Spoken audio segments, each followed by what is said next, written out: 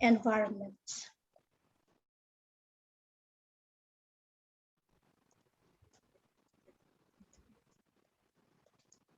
My presentation, my dear ladies and gentlemen, will highlight the following, starting with establishing the context, Industrial Revolution, then and now, teaching learning modalities, teaching English in the digital era, particularly the tools for the macro skills, teaching English in the digital era.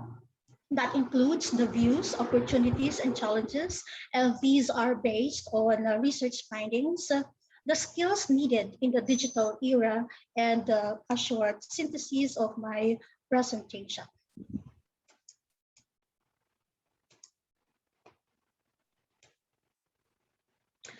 Throughout the history, humans have been advancing as a society, whether that be through social interactions, education, technology, and more. Humans continue to improve how we live, creating new technologies to make tasks that were once upon a time consuming and difficult.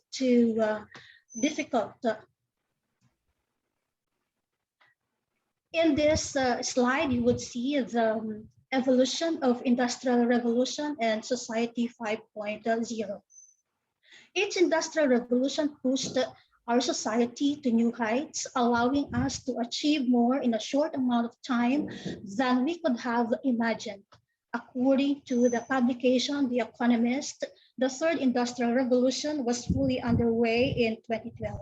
And now, in 2020, we are swiftly approaching the Fifth Industrial Revolution. However, with the Fourth Industrial Revolution still going on, many have begun to wonder what exactly the Fifth Industrial Revolution will look like and what it will mean to business people and for us who are in the academia. An industrial revolution marks a period of development that shifts the way society works and progresses. It often throws the world into a new stage in human advancement, allowing us to achieve more than we ever could before. At the end of its industrial revolution, we could see the different technological advancements. As we have stated, the world has gone through 4 industrial revolutions, with the 4th one going on. However, the 5th industrial revolution is still just starting. So let's just take a look at some of the highlights of each of the revolutions on the screen. The first industrial revolution began at the tail end of the 18th century, lasting into the late 19th century. It was marked by the introduction of machines and technologies used in factories to mass produce products in textiles, iron making, and other industries that were once painstakingly crafted by hand and took much longer. This period saw the invention of the steam engine, which helped propel industrialization ahead of agriculture as the backbone of the economy in most parts of Europe and United States. Then we have the second industrial revolution. Following the success of the first, the second industrial revolution began at the end of the 19th century, leading into the 20th century. This period experienced seismic technological shifts in the field of industries that helped lead to the emergence of new forms of energy, such as electricity, gas, and oil. The internal combustion engine emerged as a powerful tool for change. Steel demand increased, and methods of communication with the invention of the telegraph and the telephone improved. The inventions of the automobile and plane bookended this period, which has led many to consider the second industrial revolution as the most important.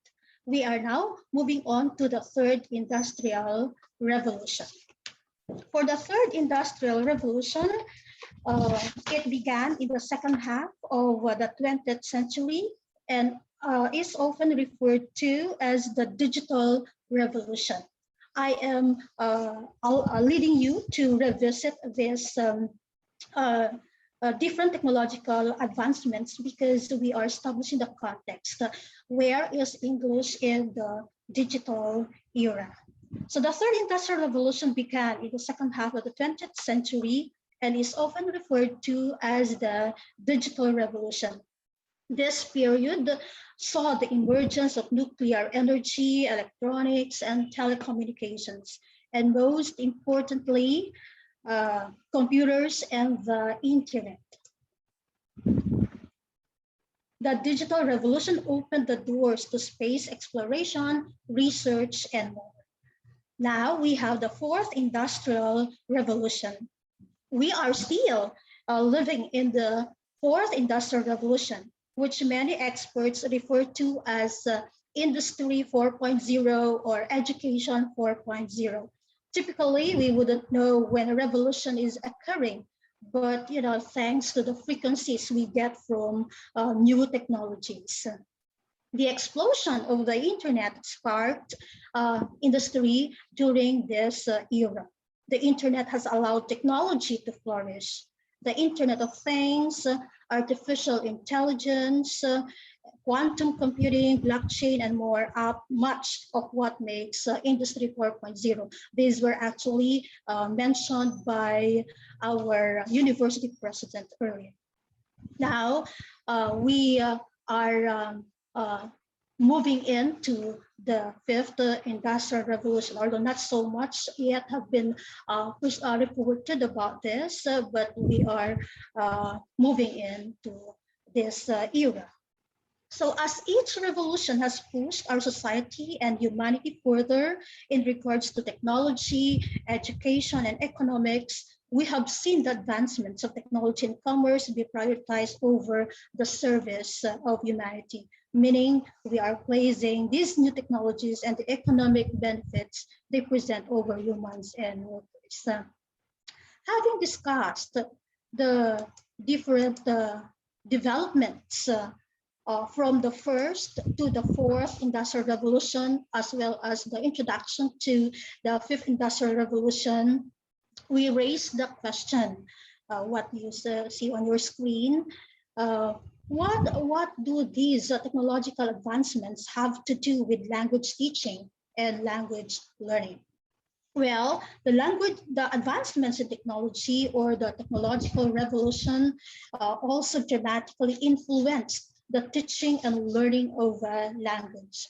The use of technology has proven to be very influential in teaching and learning the English language. With the emergence of the fourth industrial revolution, the use of technology in learning and teaching the English language has been explored and still is being explored. It has become the center of investigation up to this time. In fact, the use of technology for teaching has become an integral part of successful learning and teaching languages in many parts of the world. Again, this is to reiterate, ladies and gentlemen, the influence of technology.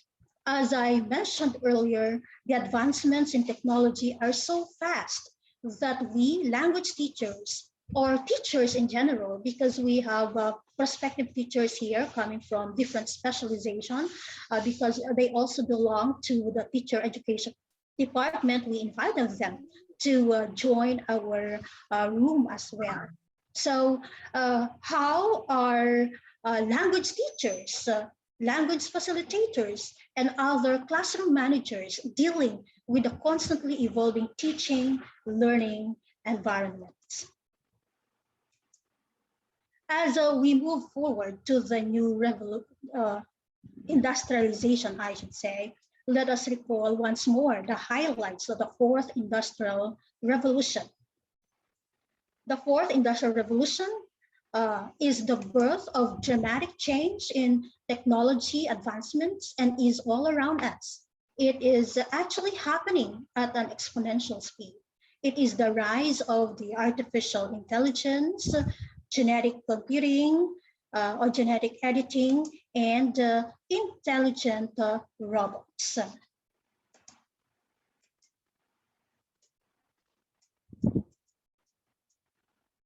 The fourth industrial revolution is undeniably the rise of technology. So how is technology maximized for teaching and learning? You could see here some manifestations of these technological advancements, which made the education of learners in several ways. The first one, anywhere, anytime. This is our what we're doing at the moment is a perfect example of this. No, our some of us are in another part of the world, and others are here in the Philippines. Others are in Indonesia, but we were able to converge to assemble for a common purpose. So the same also with our students. No, they could study anywhere, anytime.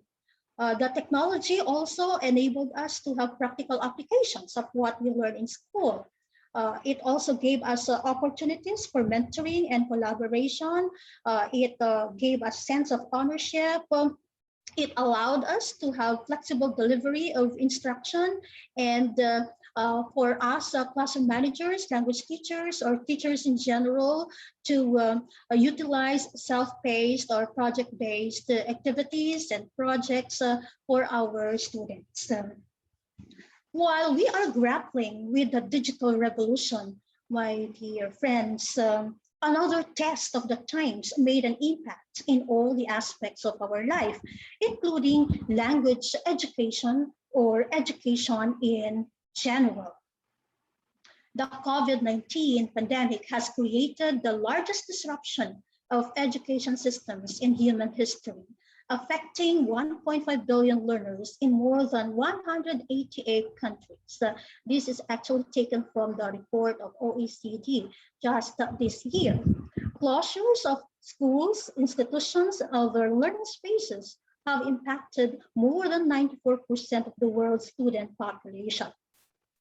If you could see, I included some pictures here. A lot more, no, on a wider scale, were the effects of the pandemic. We are a witness to all those consequences of the pandemic. The first ECQ in Tuguegarao City was announced in March 2020, although other countries had their lockdowns much earlier. Hence, we would really feel the many changes occurring because of the pandemic. If we look around here at the SPUP, for instance, the once very lively classrooms where students engage in discussions are actually now replaced by empty classrooms. Very silent hallways.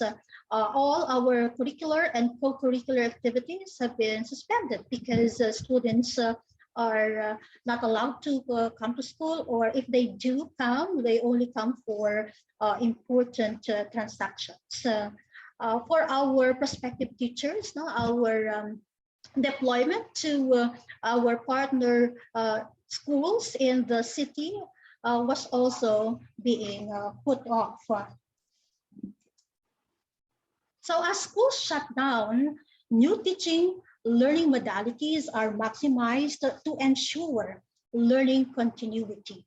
I am sure that in the Indonesian context, this is also being observed. In particular, our Department of Education issued the DepEd Order number 12, series of 2020, which is the adoption of the Basic Education Learning Continuity Plan for school year 2020-2021 in light of the COVID-19 public health emergency.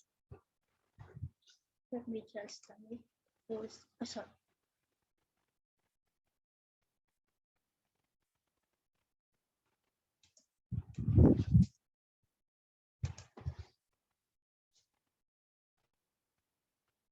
Okay, so here we have the different learning modalities used to deliver instruction. Now that's for our basic education unit from kindergarten until senior high school. For the tertiary level, we also have CMO number 4 series of 2020. This pertains to the guidelines on the implementation of flexible learning modalities for universities and tertiary level institutions. The UNICEF also provided guidance on distance learning modalities, focusing on low and no tech modalities to reach the most marginalized. You notice, my dear friends, on our screen, we have the different learning delivery systems, learning delivery models, in order for us to ascertain that, that education will continue.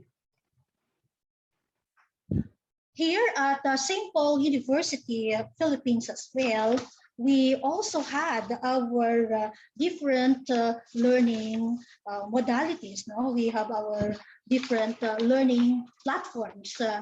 When we started the quarantine, all this quarantine and lockdowns, we teachers had to shift, no, from the usual face-to-face delivery of instruction to um, flexible learning modalities. For instance, now, as you could see on your screen, we have the use of Edmodo, although this year we already used another platform, not Edmodo. So this is just to simulate the that's supposed to be face-to-face interaction that students need to experience. We also have the use of the MS Teams. No, our classes have been conducted via synchronous sessions with the use of our MS Teams. So this photo is actually taken from one of the class observations I did with one of our language teachers. Now, currently we are using our MS Teams platform for our synchronous sessions. So this is for the basic education unit. For the tertiary level and graduate school, we use MS Teams. Actually, we maximize the MS Teams for different purposes. No, from course introduction to course discussion to teaching learning activities, no? And of course, our synchronous sessions. Other than the MS Teams, my dear friends, we also have this learning management system, Front Learners. No, our university has forged partnership with Front Learners. Here we have all the subjects for our senior high school students and for the general education subjects. And these are actually taken by our college students.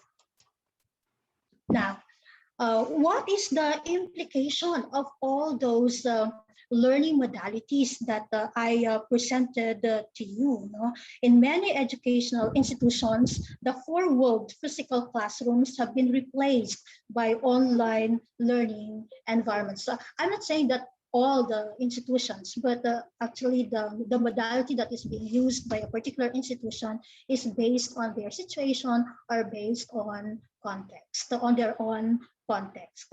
My presentation focuses on teaching English in online learning environments. So what do we mean by online learning environments? As you could see here on your screen, the online learning environments, or the OLEs, refer to online spaces where interactions between teachers and students occur.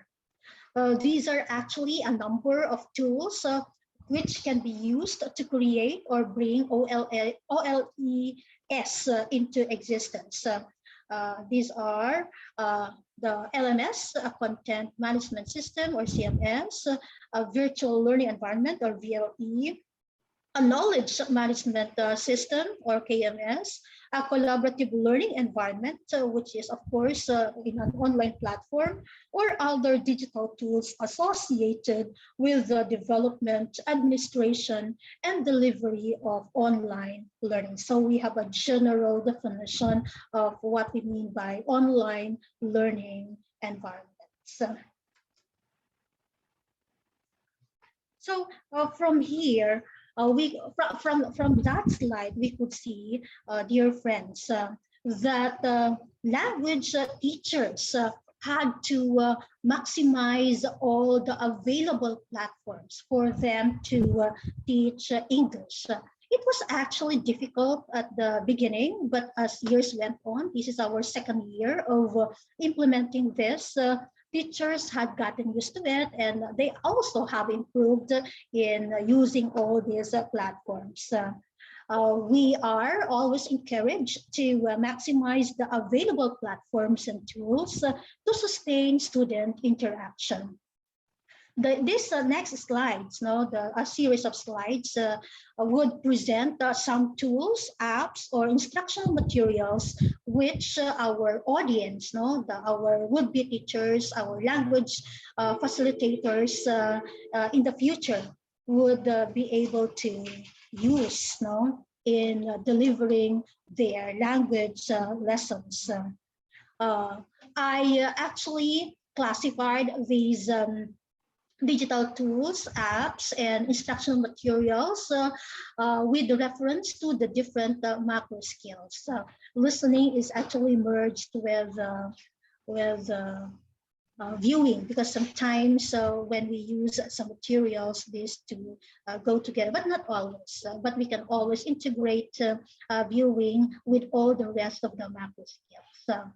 So the first one I would like to suggest would be the Randall's ESL Cyber Listening Lab. Actually, this site helped me a lot when I prepared the language proficiency, which I utilized in my dissertation. There are so many activities for listening skills, not to improve the listening skills of our students. So we can integrate them in our as part of our teaching learning activities. This site provides provides online English listening comprehension activities for ESL and EFL learners.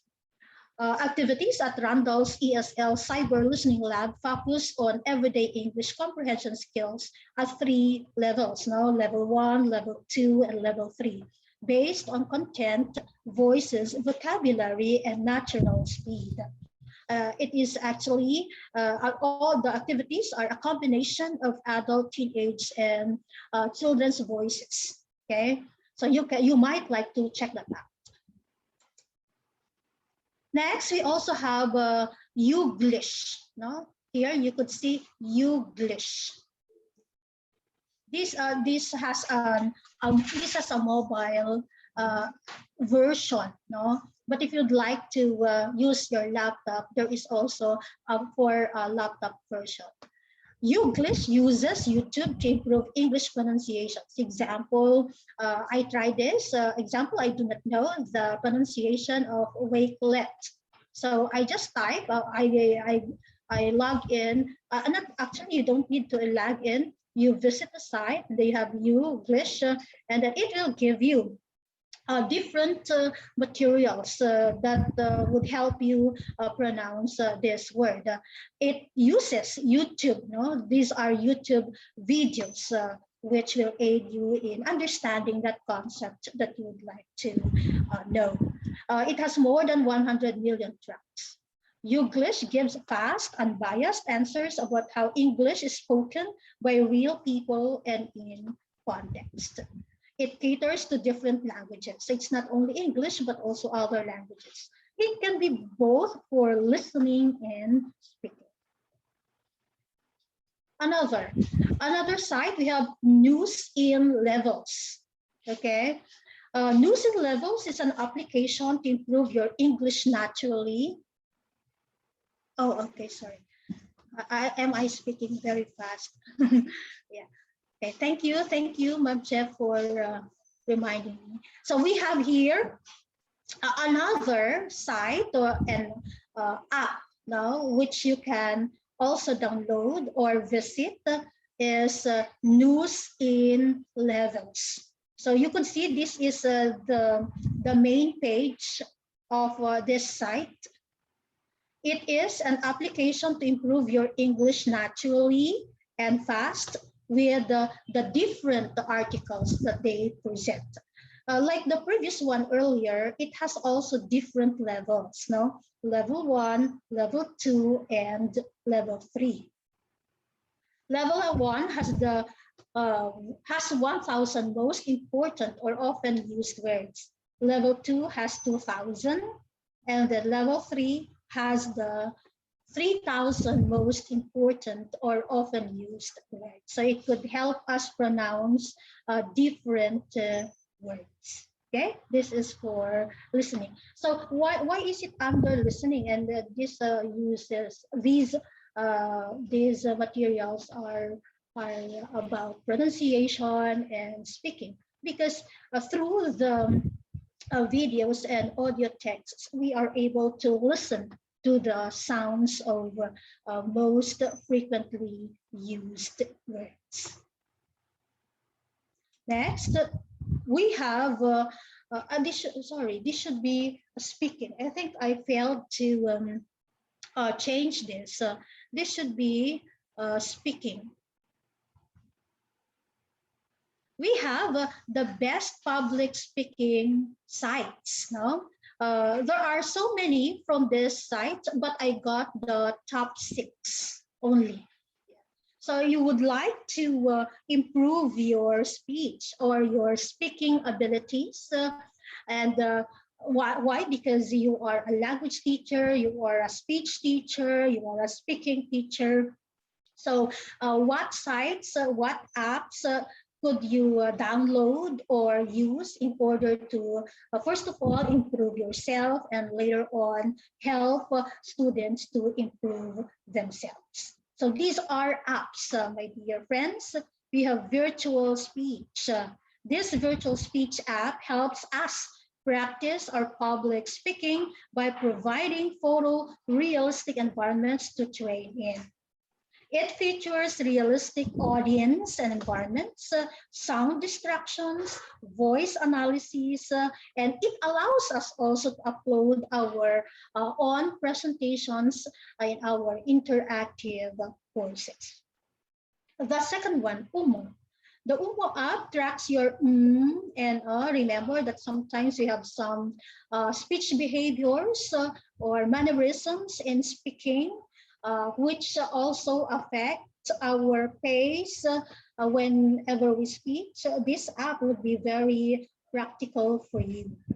Uh, the UMO app tracks your pace, your word power, your clarity, and other features of speech. You can tell UMO which words and phrases you want to track for repetition, as well as measure pace and clarity of your speech. Another one is PICO. This is a public speaking coach. For those who are teaching oral communication in context or public speaking with uh, with yeah, public speaking or speech and oral communication with public speaking, you can use this public speaking coach app. Okay. Sometimes we feel anxious whether how we speak is appropriate or acceptable to our audience. In order for us to enhance our abilities to speak, we can use this. Another, like so.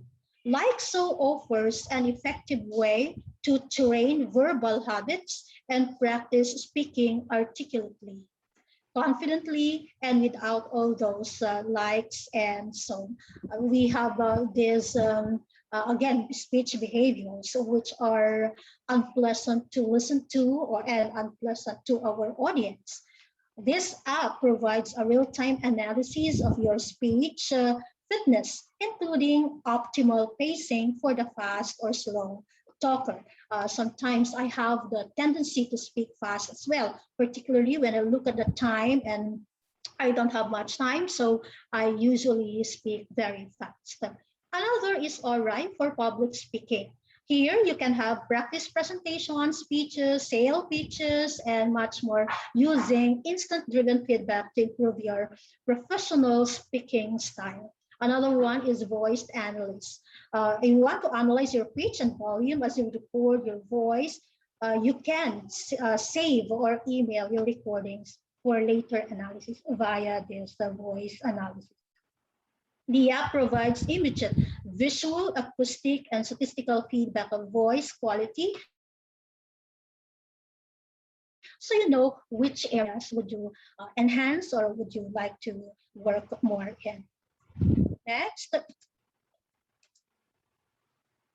we have the reading. Now, how can we integrate this reading apps when we teach reading in online environments? Actually, not only online environments. Later on, when we go back to face-to-face or in-person interaction, we can still use all these applications. For the teaching of reading, we have Epic. The title is Epic. The site is named Epic. It contains 40,000 titles from award-winning fiction, nonfiction, and other genres. It also includes classics. No? It can track your child's progress by the story completion monitor. So how many stories have your students read? Or if you would like to use this with your children, how many stories have your children read?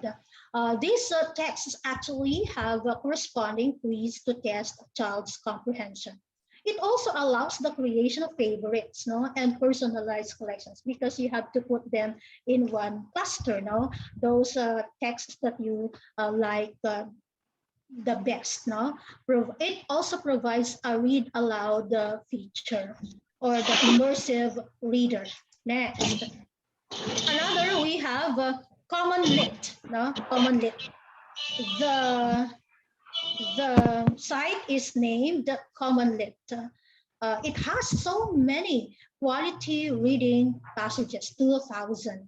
It is actually complemented with assessments, growth-oriented data, and expert-led teacher development.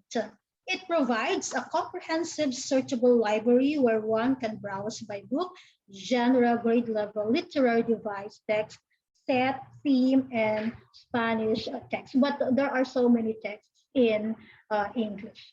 The name of the site is Common Lit. Next, you have here Google Lit Trips. You like to have a more adventurous experience of the text, or you allow the children, if you are for our BE Ed students here later on, when you teach reading to young kids or to elementary students, you may use Google Lit Trips. Now, it provides downloadable files that mark the journeys of characters from famous literature on the surface of Google Earth. This is a more adventurous way of presenting a story to students. It goes along the trip through the story, place markers with pop-out windows containing just-in-time resource. It contains just-in-time resources, which include relevant media, thought-provoking discussion starters, and links to supplementary information about real-world references. It has already a discussion of that text. You will not be starting with zero. Next, we have reading rackets. I think we are very familiar with reading rackets because of its popularity. You know, I'm sure so many of us use reading rackets. I use reading rackets for personal purposes. Why? Because this site offers a wealth of research-based reading strategies, lessons, and activities designed to help young children learn how to read and how to become better readers. Although this is actually for elementary pupils. But there are very, because I also taught children's literature before, so I got some materials from this site. Reading Racket is geared towards assisting parents, teachers, and other educators in helping struggling readers to build fluency, vocabulary, and comprehension skills. Next, we have Animoto. Actually, this is a combination of reading, and from what you have read, you can use this app to create your key takeaways or insights from the text through the use of photos, and you make these photos alive. That's why it's called Animoto. It uses the drag and drop video maker.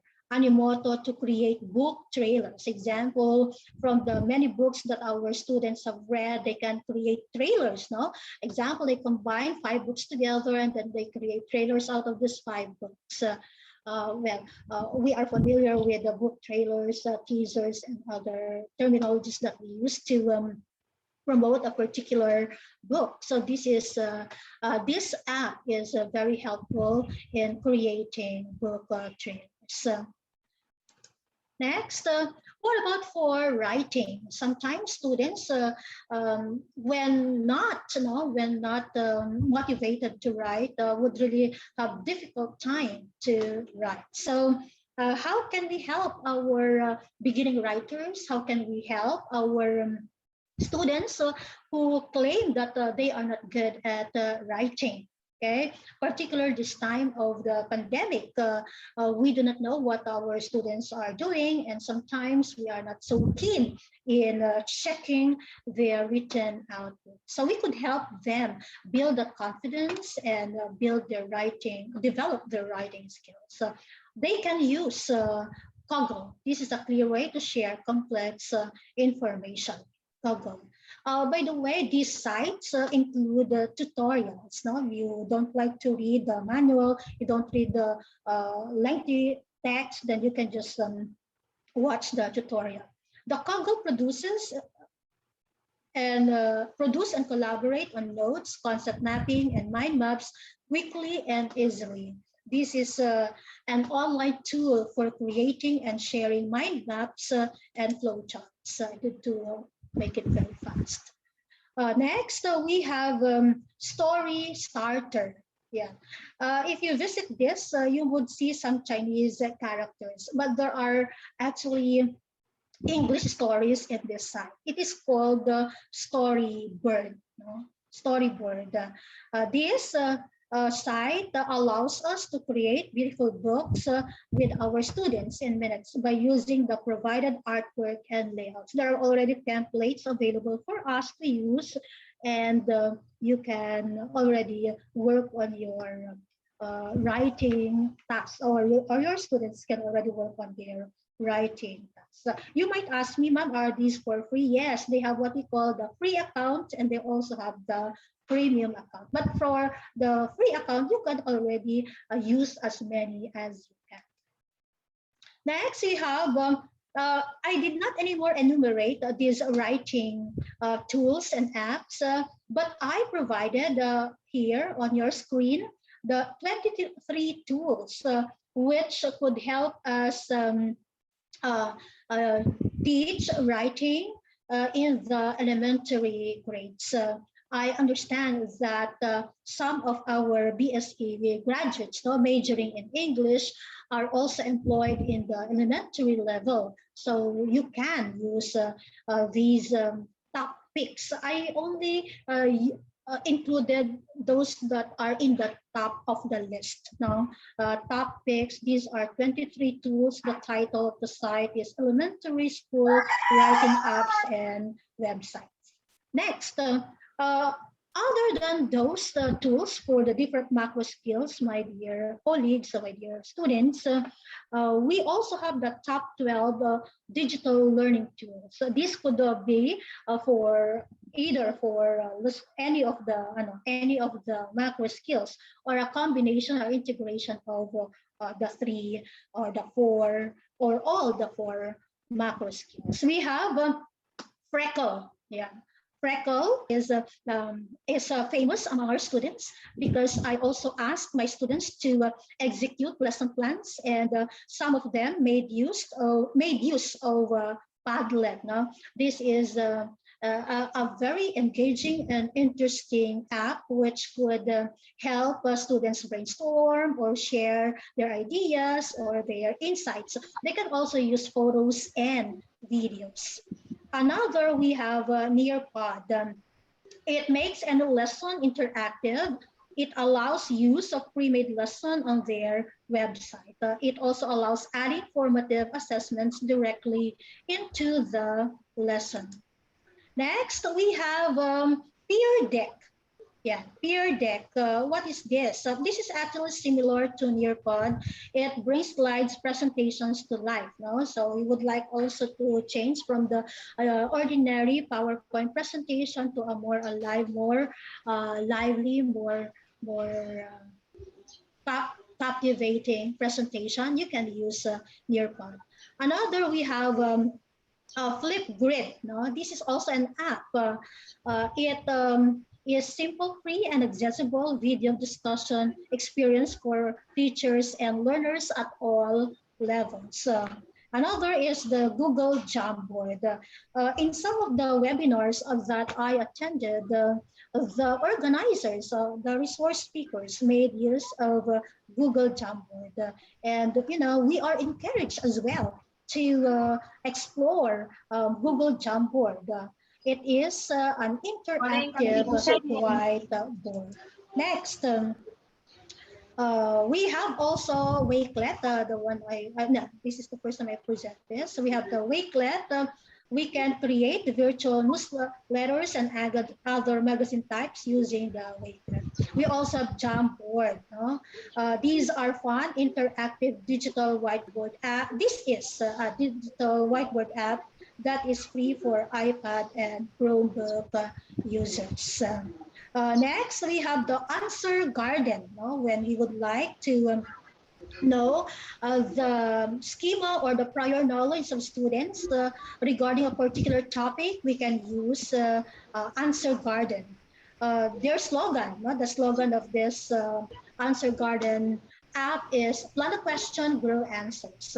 Why is that the case? Because the larger fonts indicate the most frequent responses. So we would really know how much our students know about a particular topic or not. Yeah. Moving on, my dear friends, while there is a very rich repertoire of digital tools, apps, and online sites, language teachers and other classroom managers can use research findings have shown diverse views, opportunities, and challenges in teaching not only English language online, but also other learning areas. In one of the publications I read, the researchers found out that digital teaching means providing digital tools. So when we talk about language teaching or teaching English in the digital period, we have to really use digital tools. There are several challenges though. One, lack of training for teachers. This is one opportunity that our students get acquainted with all these tools. Training, personal effort. It is. Another, computer-assisted language learning plays a vital role in teaching English at the tertiary level, focusing on receptive skills, listening and reading. There are tools that we can use, blogs, social networking, wikis, the MMOG, mobile phone assisted language learning, multimedia language lab, and audio visual aids.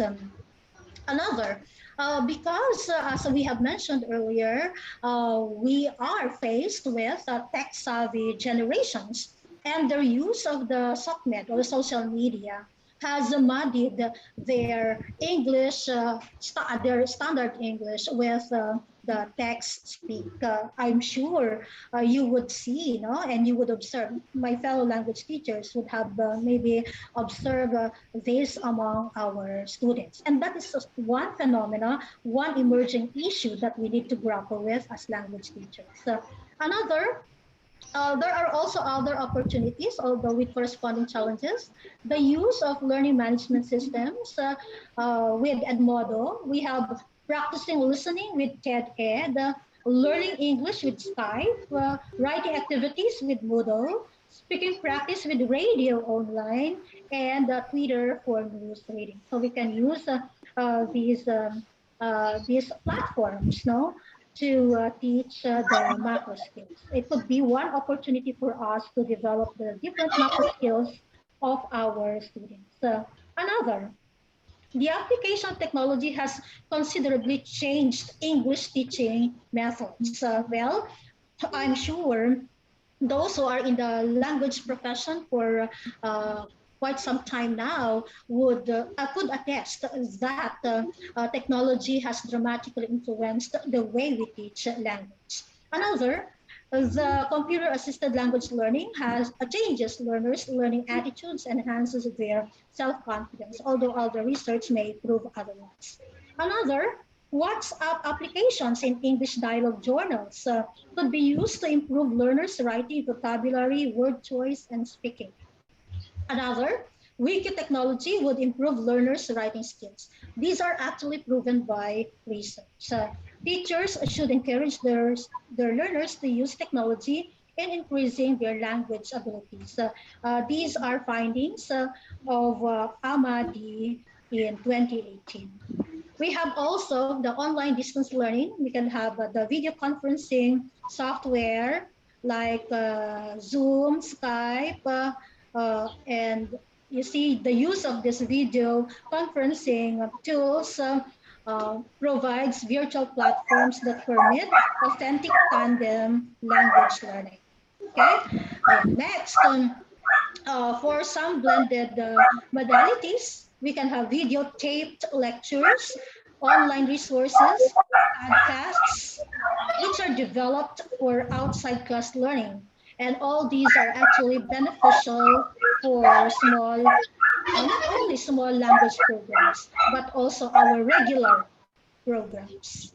We also have online gaming, and this virtual world provides venues for engaging students in learning a language. If you notice, our kids when they play online games interact with their playmates. We have real-time strategy games and online role-playing games. These samples provide learner with scenarios, story plots, and many language options. Yeah. Other challenges actually were presented by other researchers. But this is not only in teaching language, but in teaching other learning areas in general. So you could see on your screen the different problems that emerge with the use of online learning environments or that emerge from the utilization of distance learning platforms. Our very own former dean, also conducted a research on the readiness of our students and teachers for blended learning in the new normal. While there were positive comments coming from our faculty and students, there are some challenges that we faculty need to address. Okay, so these are the problems encountered during the due to the utilization of the different platforms. Now, the question here is that as a language teacher, what competencies do you need to effectively facilitate learning in online environments? We have this report coming from DIGCOM, Digital Competence Framework. There are actually 5 areas, information and information literacy, creation of digital content, communication and collaboration, security and problems resolution. Each comes with specific competencies. Next, I came across this article that detailing how important digital competence is. That digital competence is a vital 21st century for all teachers. So what is digital competence? You could see here. I highlighted already the important words about digital competence. We have use of electronic media, we have attitudes, knowledge, awareness, and values, and the use of digital devices and applications, and the use of computers for several purposes. The ability to use digital tools and applications successfully. So as language teachers, then we are challenged to um, continue learning. No? As you could read on your screen, my dear friends, language teachers or teachers across specializations, not only language teachers, because we are primary facilitators of learning, we have to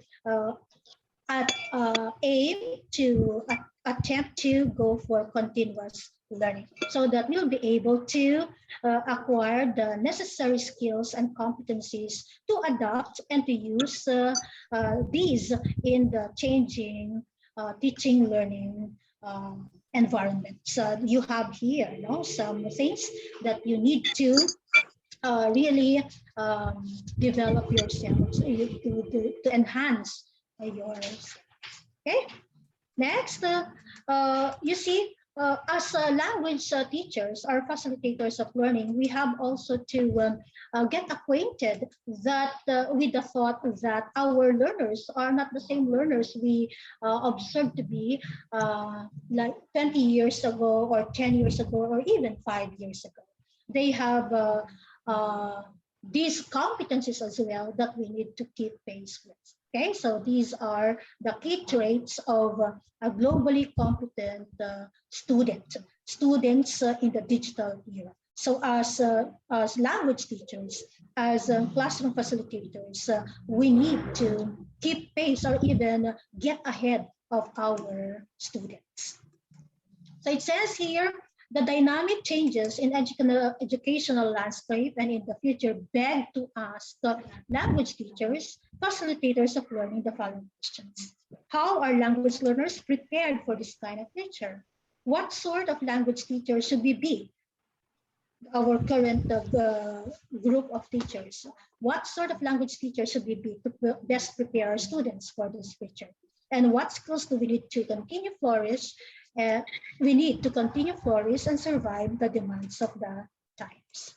Okay, so here we reiterate the question: what skills are needed in order to survive the changing times? The first one, we have to be willing to do more. Technology will do us great favor, but technology should just be supplement. No? Strong teaching and digital skills are our best bet against extinction. Else, if we don't improve ourselves, we might be overpowered by AI or robots. Okay. Next, we have to get out of the classroom and collaborate. And this is one opportunity for us to collaborate. I hope that we will have more of these opportunities. We don't have the monopoly of expertise, of knowledge, of competence. So we need others to help us, to complement us. Okay. Next, we also need to be human. Yeah, we are dealing with technology, but we are the most important factor, the most important element of the teaching learning process. We have to nurture relationship with students, parents, and other teachers. We have to be loyal and humble. Next, we have to teach holistically. With all the inconveniences that we experience nowadays, sometimes we are pushed to our limits, but we have to be still motivated to teach holistically. Next, we have to be creative and to be risk takers.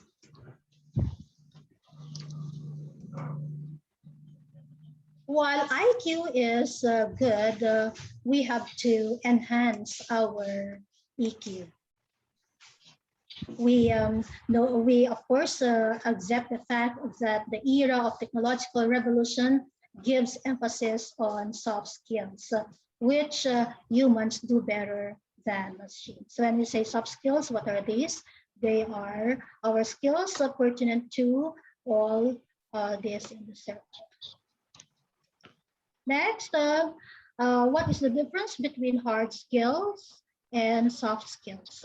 Hard skills refer to our technical skills, which allow us to successfully interact with objects, tools, information, or machines. Whereas soft skills are our social skills, which allow us to successfully interact with people. As language teachers, we need to nurture our soft skills so that we are also able to help our language learners to enhance theirs. Okay?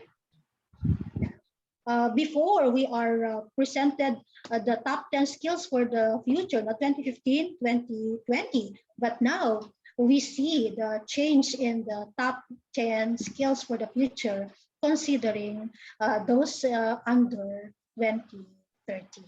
So all these have implications on the manner we teach language, because language skills or communication skills are needed, no, in all these skills.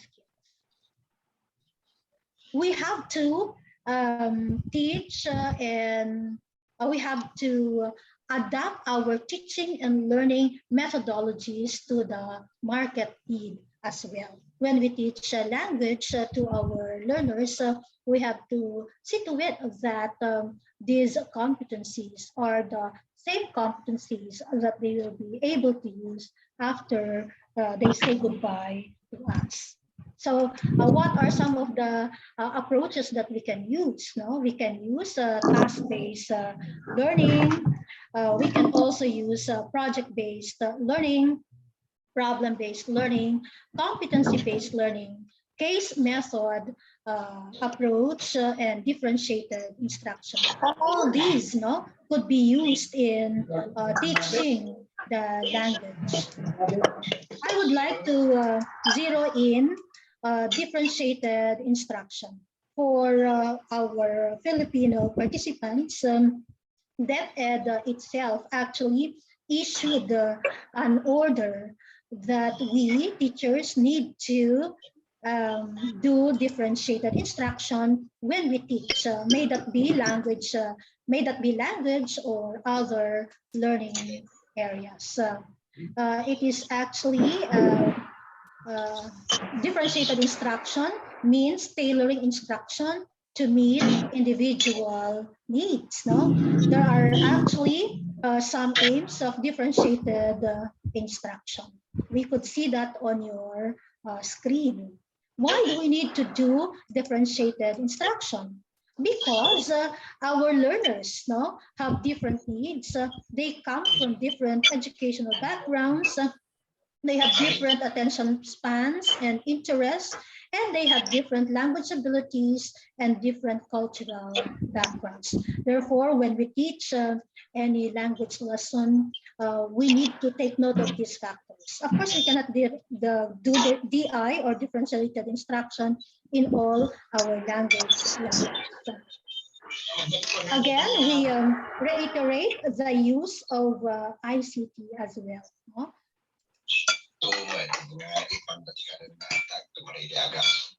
Yeah. So, dear friends, our audience, teaching in the current times necessitates the use of ICT to enhance student constructivist teachers or student-centered teachers. While computers may be just there available, they can be used with constructivist approaches. Example, social networking could be used as a forum for group discussion. There are also the apps and sites that I presented earlier could be used by the students to create their portfolio, their scrapbook, journals, e-journals, and the like. We have to integrate ICTs with constructivist learning principles. Okay. Yeah.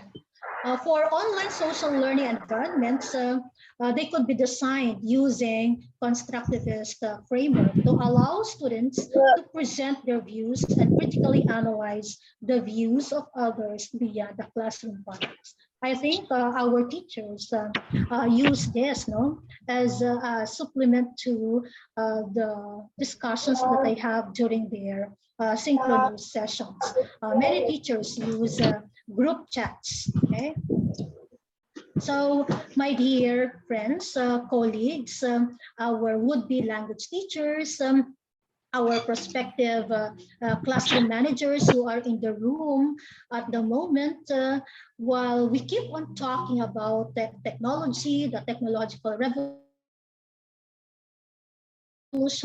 and all these advancements of technology infiltrating into the teaching learning processes, we have to remember that technology will never replace great teachers. I have mentioned earlier that we are still the key element of the teaching learning process as regards facilitating learning. I repeat, technology will never replace great teachers, but technology in the hands of great teachers is transformation. Thank you very much for listening.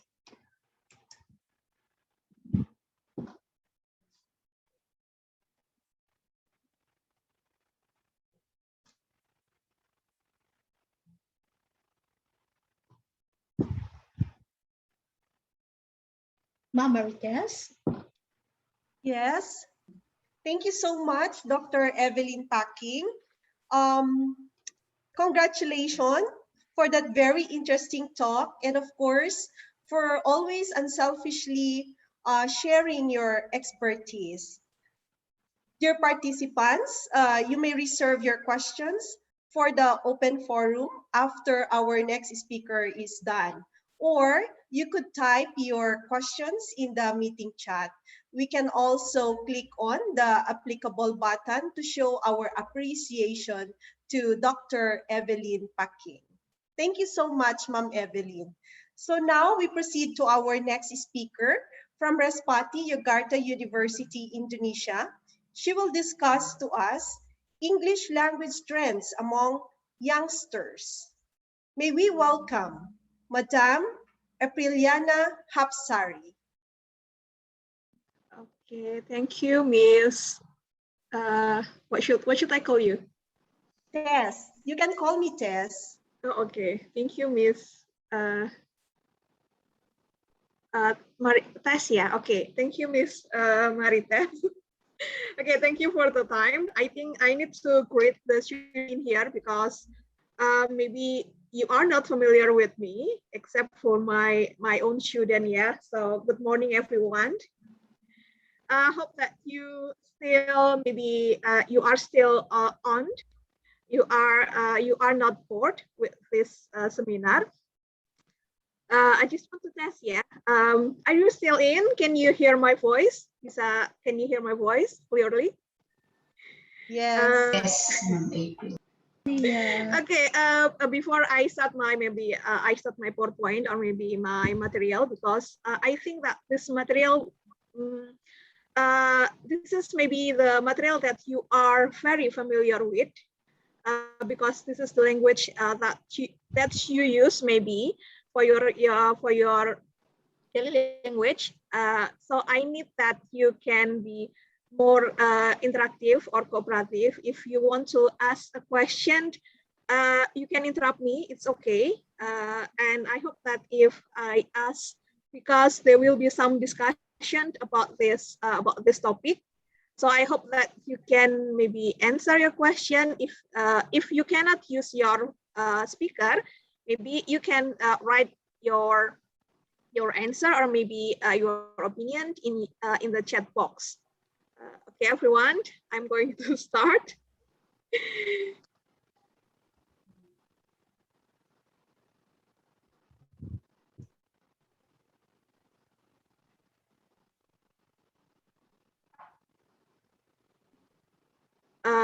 Okay, this is the topic that I try to explain. This is about language trend of youngsters. What the mean of youngster is, I mean the young generation. the generation of maybe all of you, the student in here, or maybe all of the participant in here, especially if you are part of Z generation or maybe the millennial generation. I think that you have developed, or maybe you have created so many vocabularies, new vocabularies, and sometimes I do not understand. If you write down, or maybe you upload your comment or status in your social media, sometimes I do not understand and I do not get the point. That's why this topic is quite interesting for me, because I want to know you. I want to understand what you say. Okay, this one. Okay, there are two pictures in here. Maybe if one of you know about this, maybe you can answer. Do you know this? This one is, have you ever heard about this? Maybe this phrase, or maybe this phrase, yeah, or this expression. Have you ever heard this expression? Ada yang pernah mendengar ekspresi ini? Maybe in bahasa Indonesia? Have you ever heard this expression like, so what, then just talk to my hand? Yes, miss. Okay. Okay, do you know the meaning of this? Do you know the meaning of this? Maybe one of you can answer the question. The person doesn't want to talk with you. Which one? Which one? The maybe talk to my hand, or maybe so what?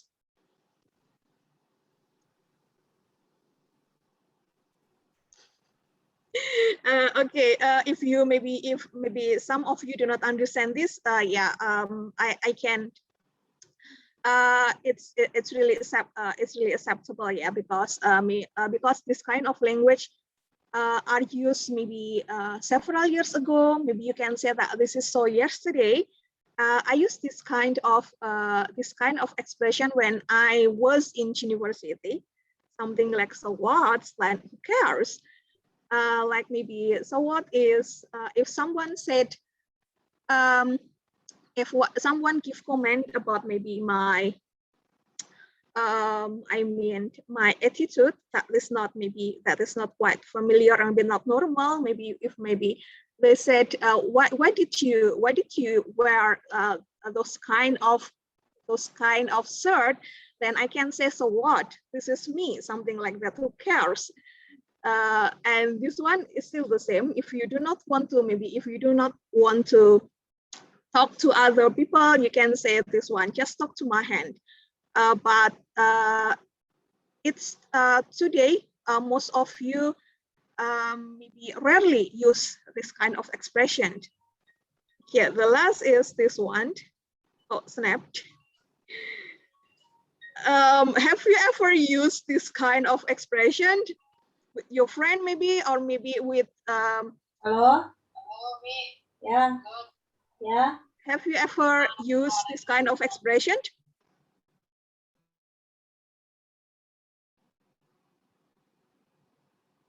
No, not yet, miss. Not yet, miss. Okay, if there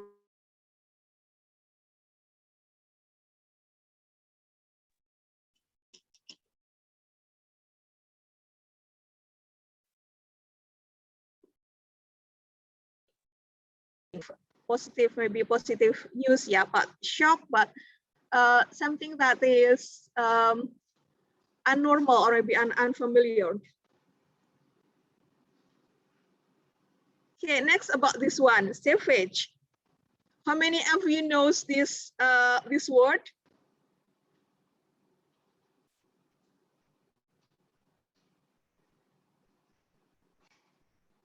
Miss? Yes. What savage? Savage? Savage like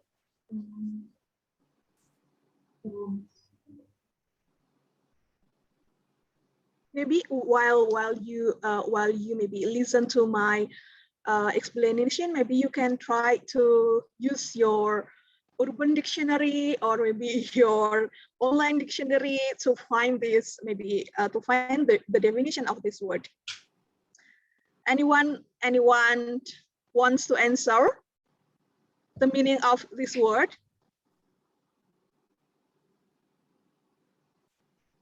I think this word is quite, it's quite famous and popular for you because once this word become trending in Twitter and maybe viral in Instagram.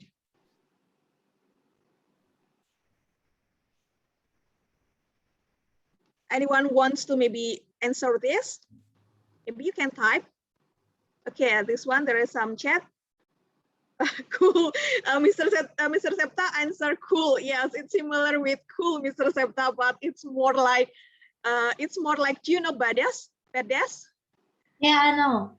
Yes, the girl who has maybe a badass attitude, or maybe someone that make you jealous because they love themselves so much, we can call them savage, something like that. But maybe because of the youngster still feel maybe that need to prove themselves, need to express themselves.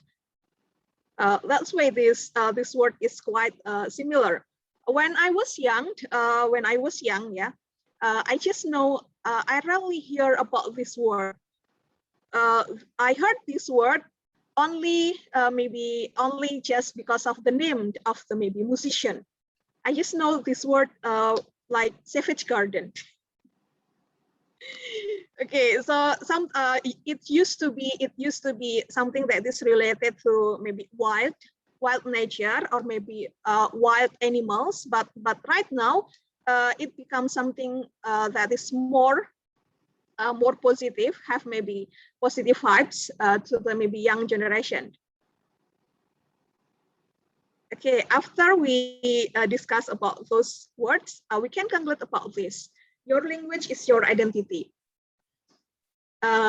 Any idea about this? Do you agree with this my statement, or maybe do you not agree with this statement?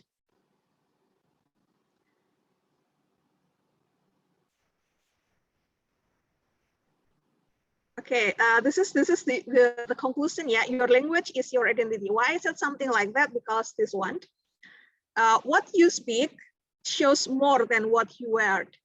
So some of people said that your fashion is your statement. Some of people said something like that. So if you wear formal blues, so it means that you also work in a maybe formal companies or maybe formal institution. But if you wear something that is more casual, so it means that your character is also the casual one too. But language is more than that. So language is not only talking about shows your character, it shows who you really are, your origin, also your social and educational background. Jadi it's not and it can indicate your emotional condition, happy, sad, nervous, or angry. It expresses all the feelings of you. Why I said something like this? Because if you are nervous, or maybe if you are sad, the pitch or maybe the tone of your sound will be different. And although maybe I do not talk face to face with you, I'm going to recognize that just by the tone of your sound or the tone of your voice.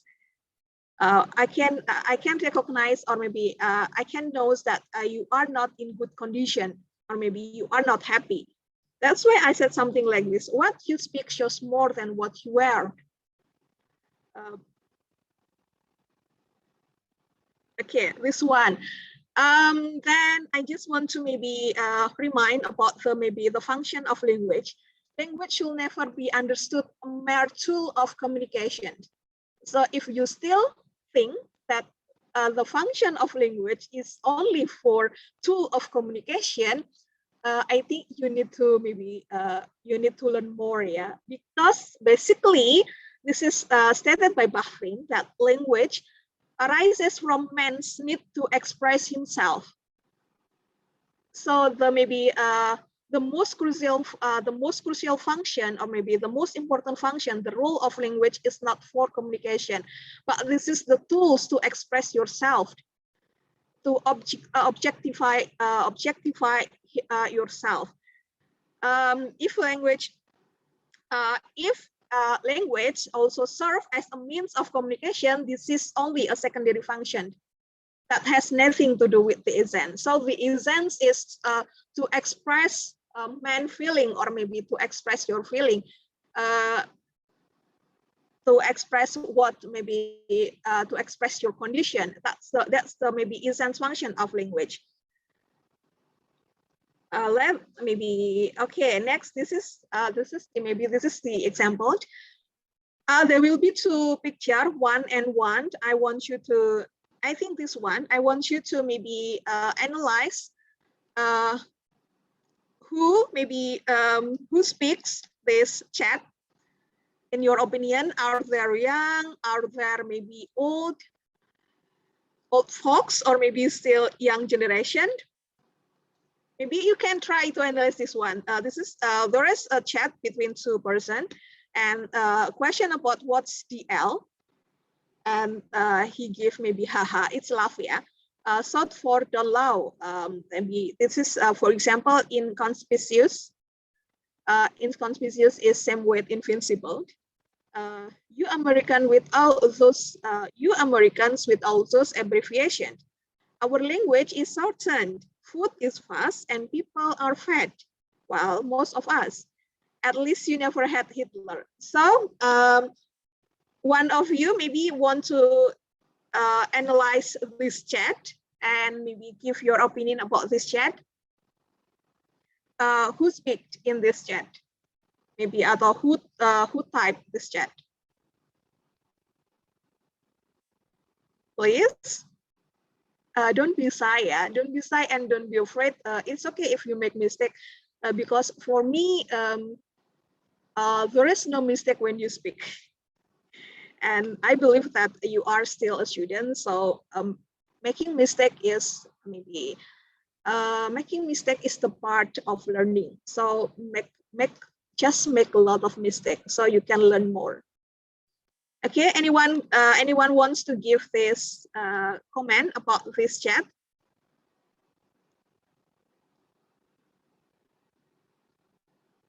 Okay. How about this one? This one, they said definitely, and this one, they said definitely. Well, are we going to do this? This one, of course we are. It is official.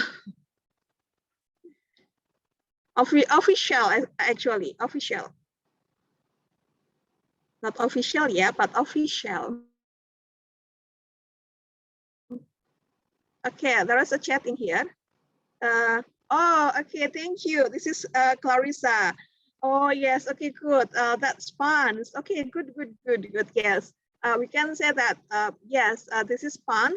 And Clarissa, maybe the other student can maybe, yes, two students said that this is fun. Yes, this is fun.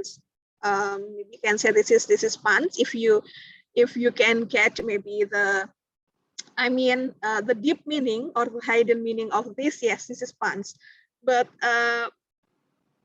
any one of you want to share your opinions? Okay, if you answer like Clarissa, or maybe like which one? Like maybe who's this? Oh, okay, Clarissa and Eliza. Okay. Yep.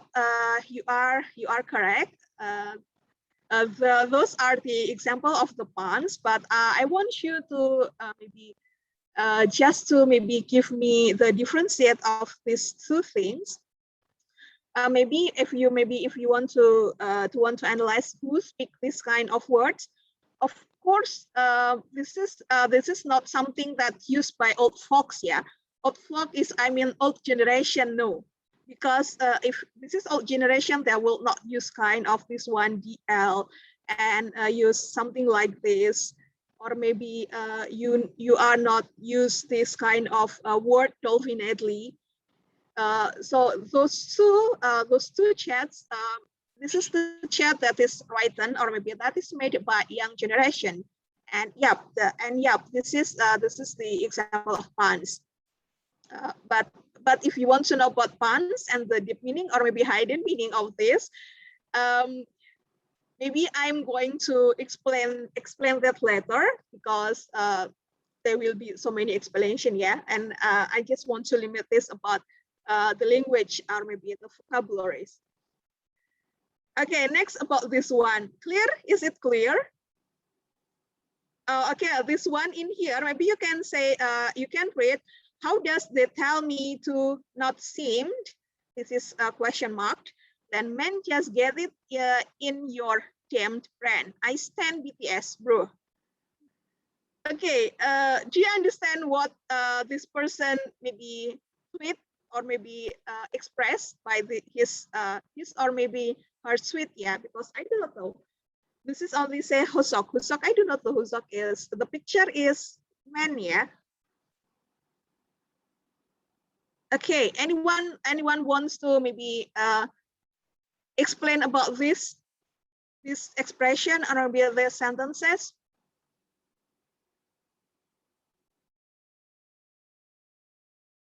How many of you are familiar with media social? Instagram. Oh, okay. Someone asked me to make maybe the PowerPoint bigger. Okay. Okay, I'm going to make it this one. Okay, is it clear? Is it clear enough?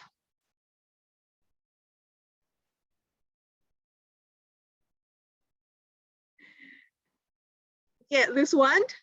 Do you want to explain about this tweet? Tweet by someone. In here, maybe in here, I can say maybe through at least two words that I'm not familiar with. Yeah, number one is about sim. I have to open or check Urban Dictionary to know the meaning of sim. This one, and this one is stand. There is a bolt in here, stand. I know stand actually, but do you know stand? Oh, okay, wow. Who is Ervin Jasper? Wow, you are quite helpful for me. Yeah. Okay. The chat from the sim has been answered by this one, Ervin Jasper. Thank you, Ervin. Yes, sim is like maybe you are falling in love with someone and crazy in love with someone, and you can do everything just for the one you love, something like that. So I mean, it's kind of like maybe kind of like maybe it's like idiot, that stupid love, or yes, kind of stupid love. Okay, this is same. Okay, thank you for the answer. For Eliza, wow, Eliza, I love your cooperation, Eliza. And how about this one, stand? I stand BTS. This is my personal statement. Yeah, I stand BTS too. Okay, want to share about this? What is stand? Okay, this one is the chat. Oh, okay, yes. Okay, my question for Eliza is, do you also stand BTS, Eliza? Maybe if you are, if you also, oh, okay, so you are same with me, yeah. Okay, you are same with me, Eliza, but I'm not. Maybe we can discuss about this later, yeah, Eliza. Next is I cannot click my enter in here. Oh my god. I think there is something wrong with my yes. Okay, I'm going to stop the share. I'm going to share and again. Wait a minute, yeah, because I cannot. Something I have maybe problem in the connection. I'm going to share. Okay.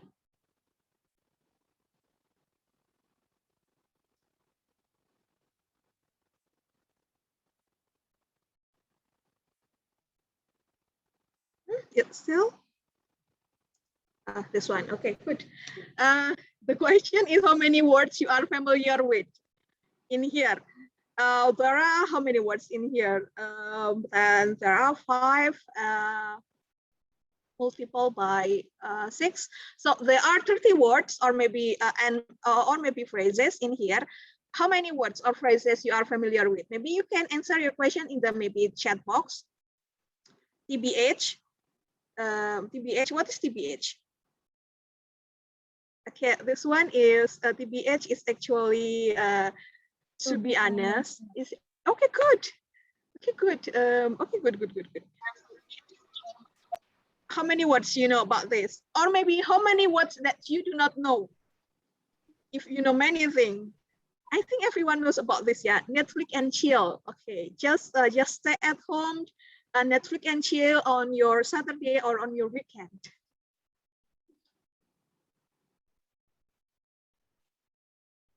I'm going to check the maybe the chat. To be honest, oh yes. Okay, that's to be honest. How many words? Maybe you can. How many words that you are not familiar with, and maybe you can mention the word that you are not familiar with. Ma'am, I think the TMI. TMI? You do not know TMI, Cole? No, ma'am, I'm not familiar with that. Okay, what's your name? Erika, yeah? Yes. Erika, right? Okay. Anyone wants to help Erika? TMI is too much information. Oh, okay, ma'am. Thank you, ma'am. So if you just gossiping with your friends and you talk something that is not important or maybe too much information.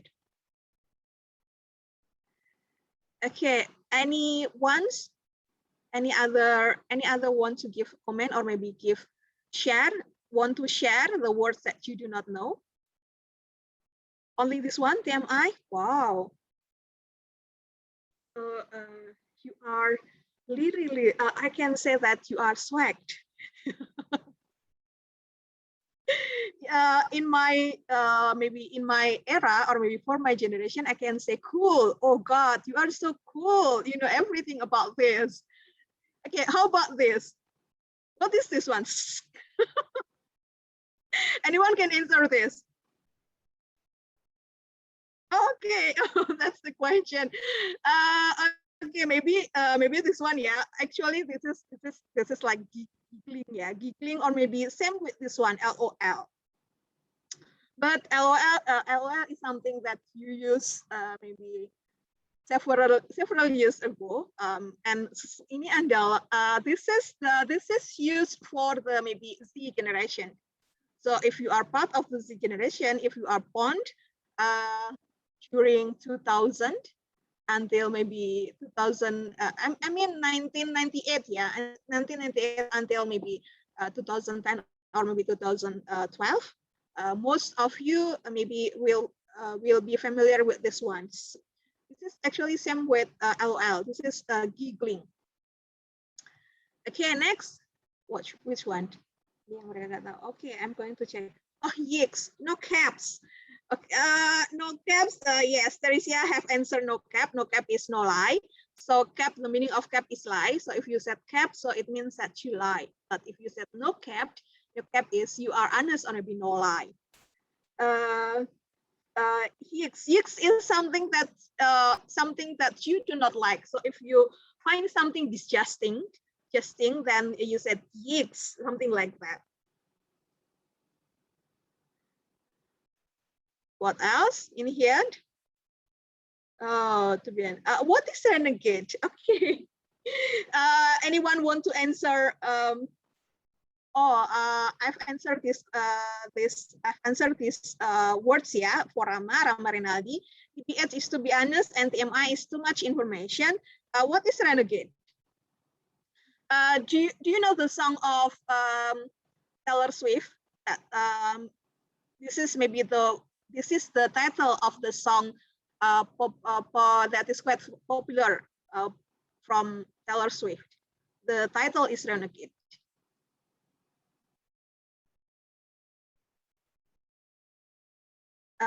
Yep.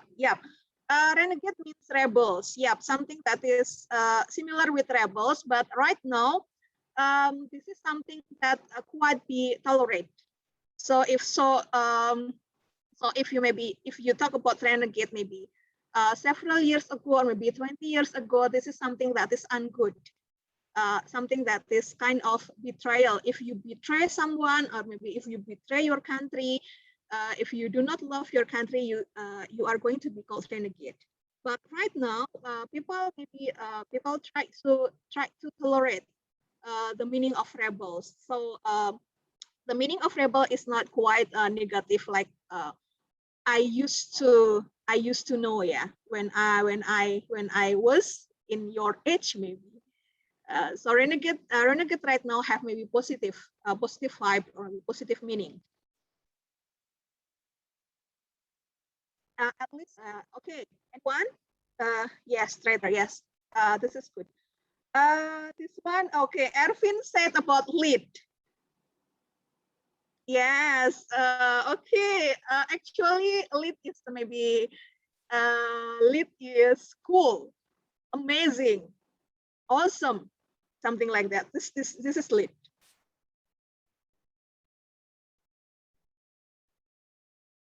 Okay, so okay, I think it's enough. Yeah, I'm going to move to next slide. What's going on with this?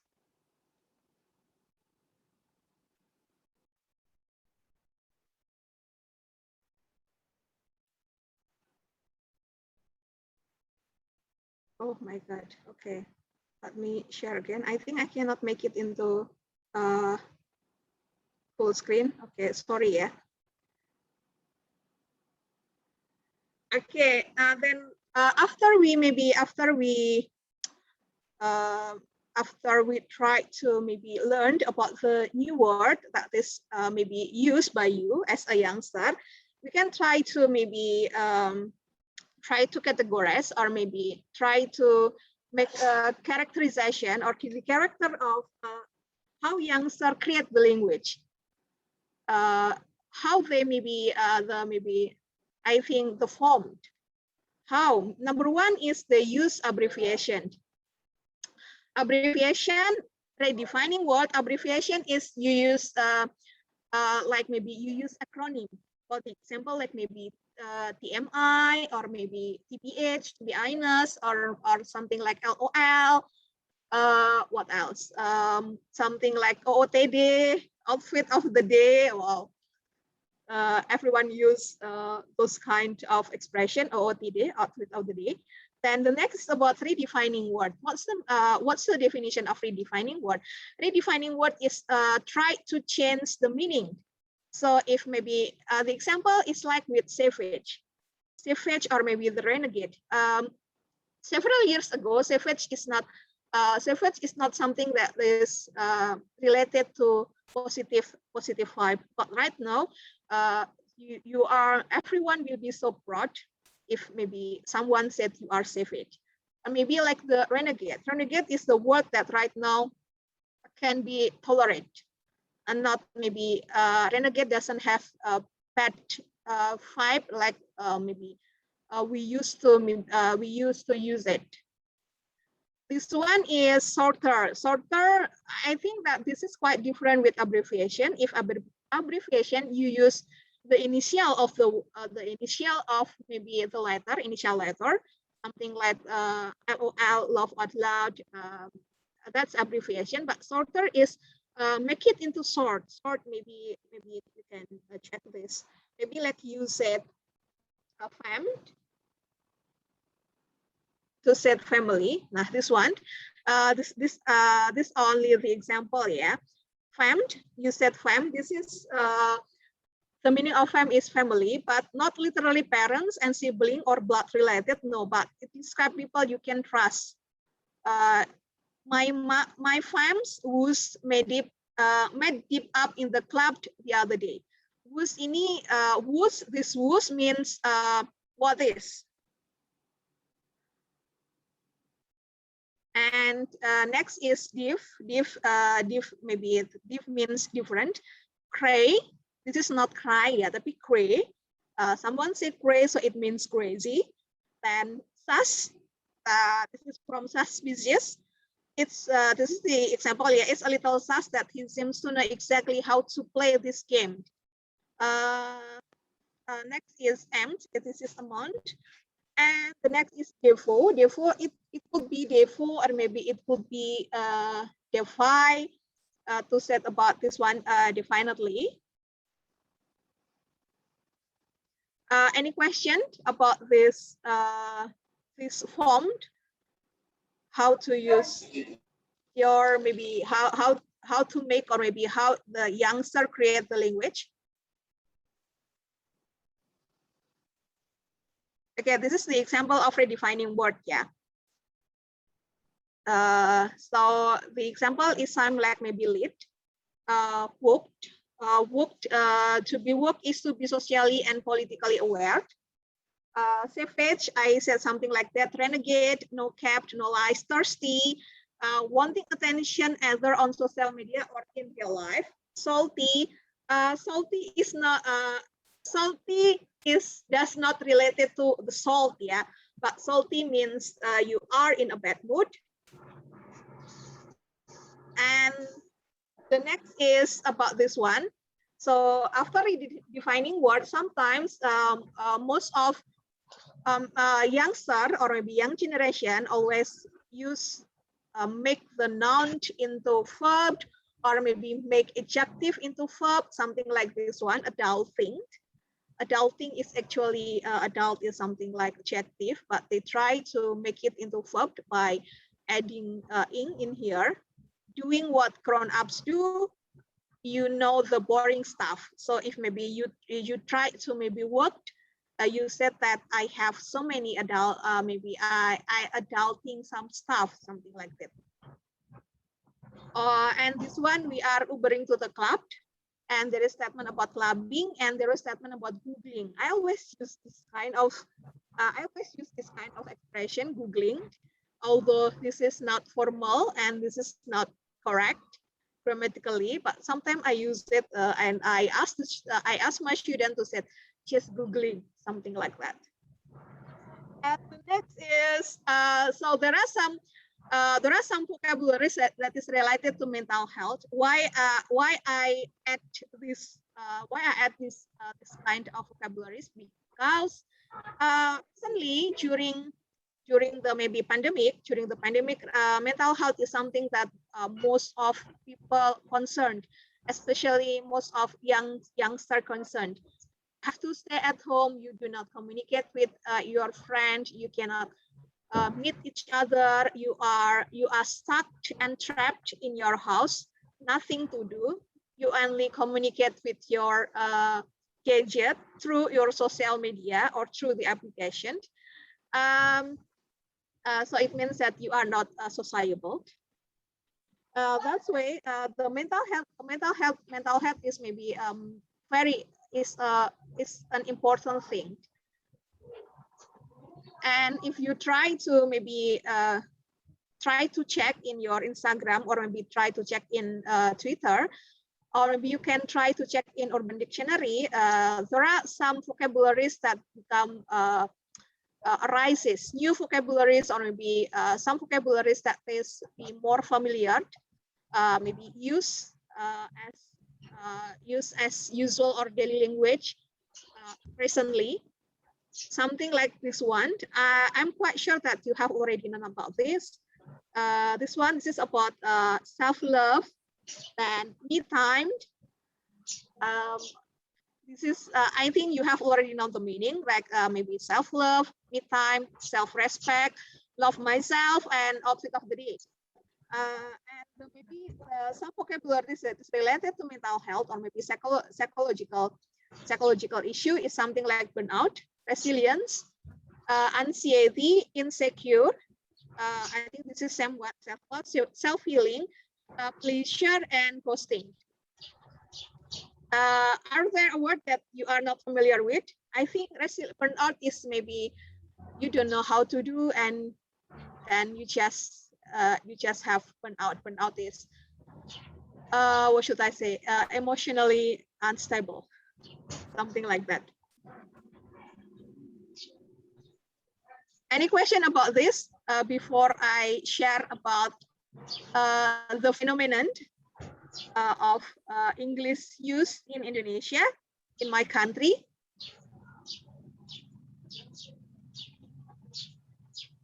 Okay, I'm going to share something that is, I think this is unique because Indonesia has maybe the case or maybe unique phenomenon. We say it is called English of Jaksel. In bahasa Indonesia, Inggris Jaksel. What is Jaksel? Jaksel is Jakarta Selatan or South Jakarta. Jakarta is the capital city of Indonesia.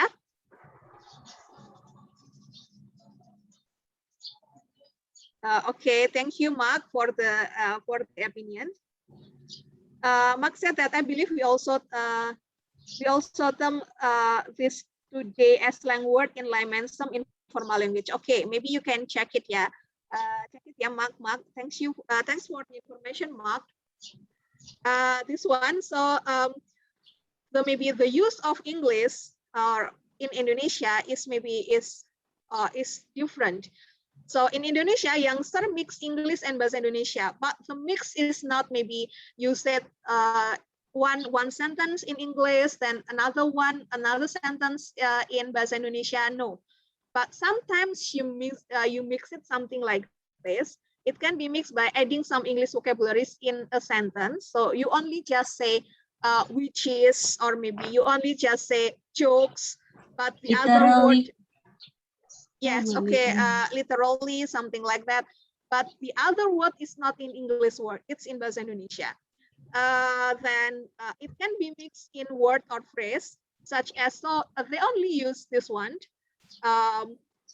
They add the suffix "d" to make it into passive one, because we know that actually copy is active in English, but most of Indonesian, or maybe most of young Indonesian, they only, if you want to make it into the passive one, they only have to add this one, the suffix. We say this "d," so it means we read this "d" copy. It's English and this is bahasa Indonesia. I think this kind of phenomenon not happen in other countries yet. And this one is like "cirit," this is same. And this one is "sefruit cerita." Maybe one of the Indonesian students want to explain about this. What's the meaning of "sefruit cerita"? Okay, "sefruit cerita," maybe we can translate it into English is a story.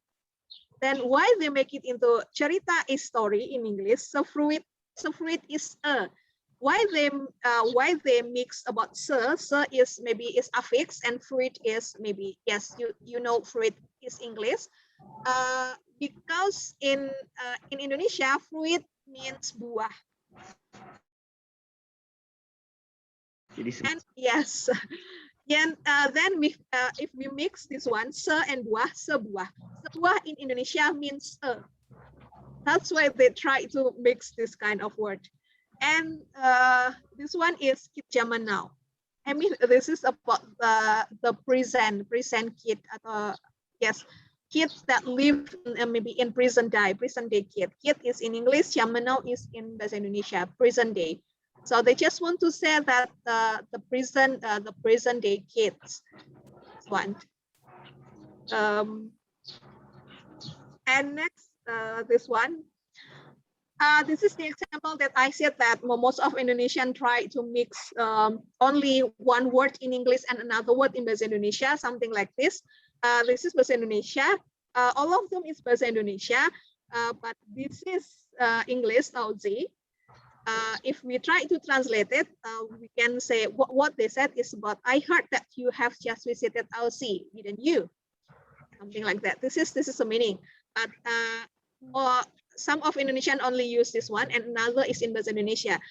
And this one, they use which is good.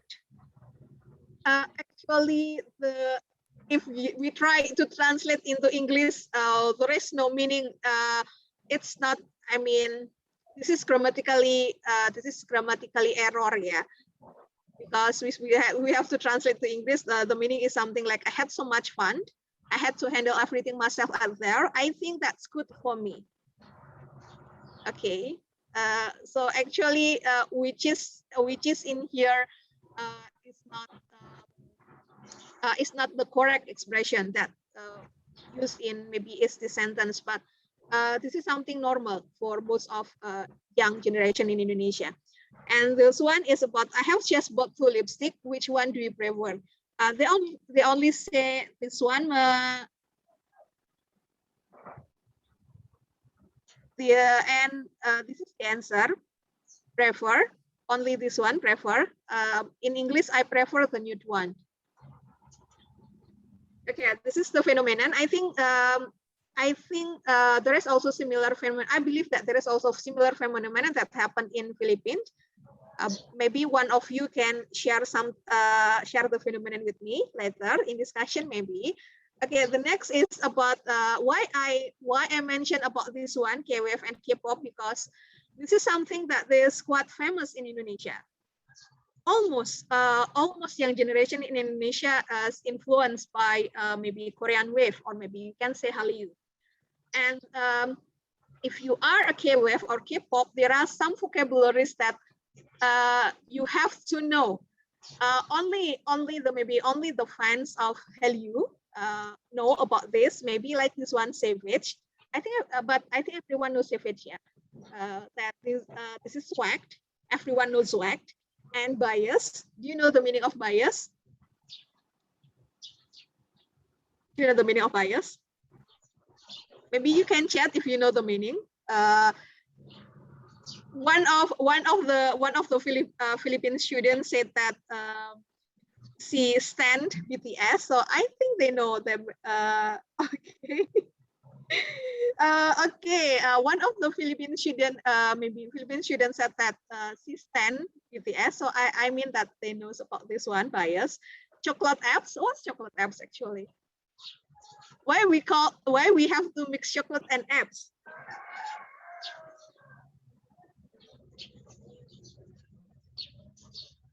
Why you have to mix chocolate and abs? Chocolate abs is about that maybe you have a muscular abdomen, yeah. If you are maybe muscular abdomen, so the shape of your stomach or your abdomen is look like a bar of chocolate, something like that. And this one is shipping. Okay, Mr. Galan, thank you. This one is shipping.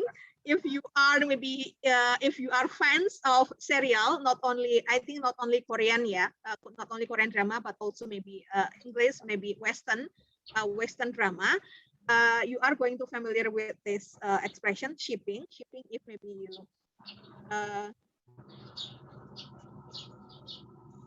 Okay, thank you, Margareta. Shipping is you maybe if you are idolize, or maybe you are idolize one of the character in the movie or in the drama, and you want that maybe idolize not only the one, yeah, but also the couple. If you want to make them to be happily as a couple in the end, so you want to know about their relationship, their love story. So you can say this is kind of shipping. And the next is manner hands. Manner hands. Do you know manner hands? What is manner hands?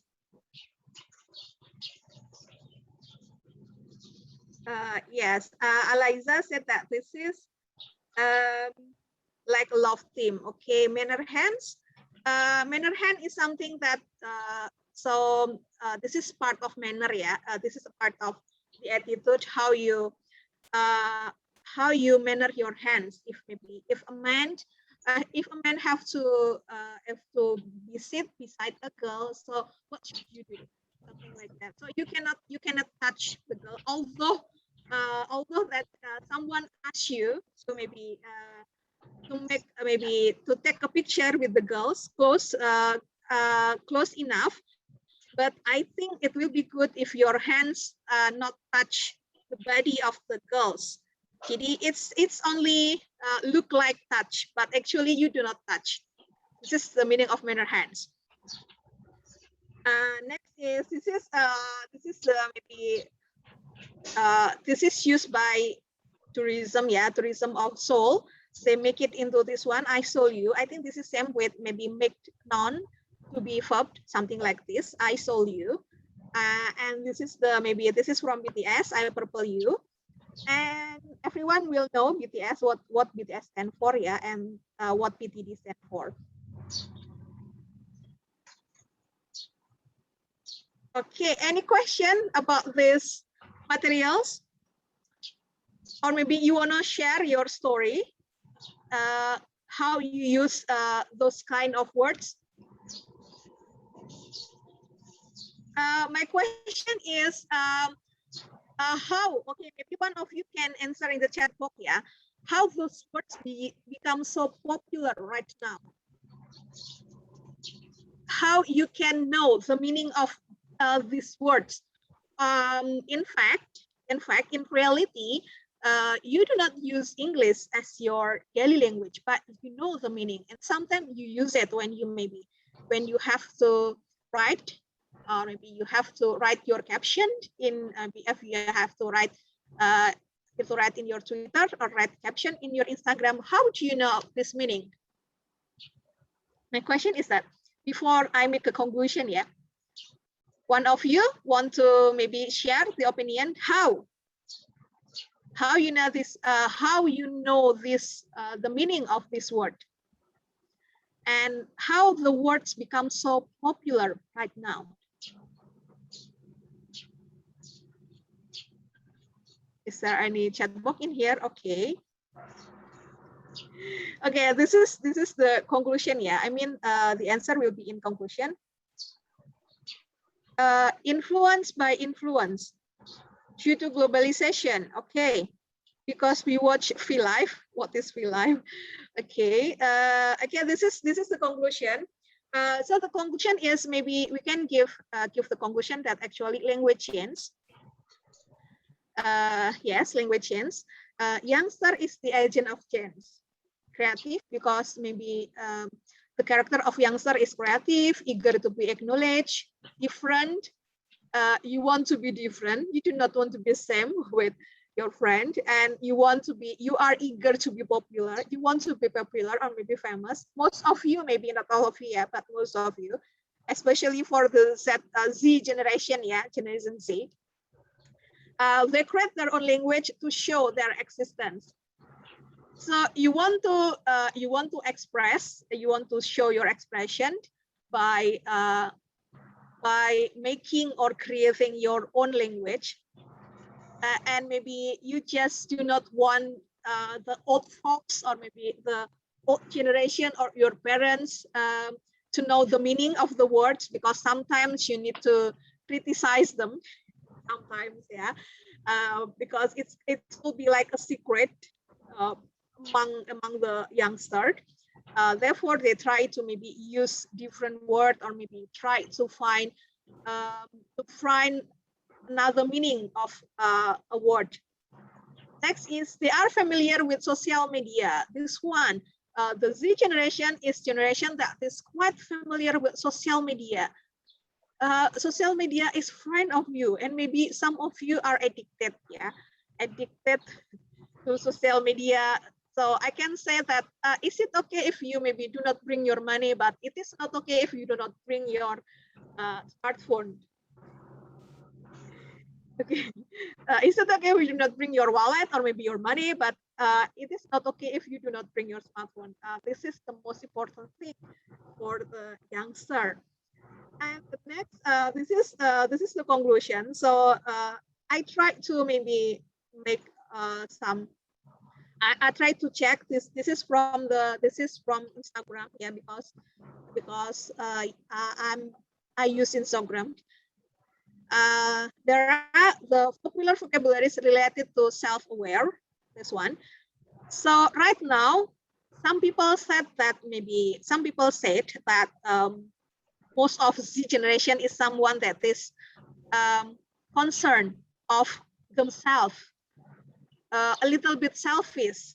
I is maybe I, or maybe self-love is something that they are searching for.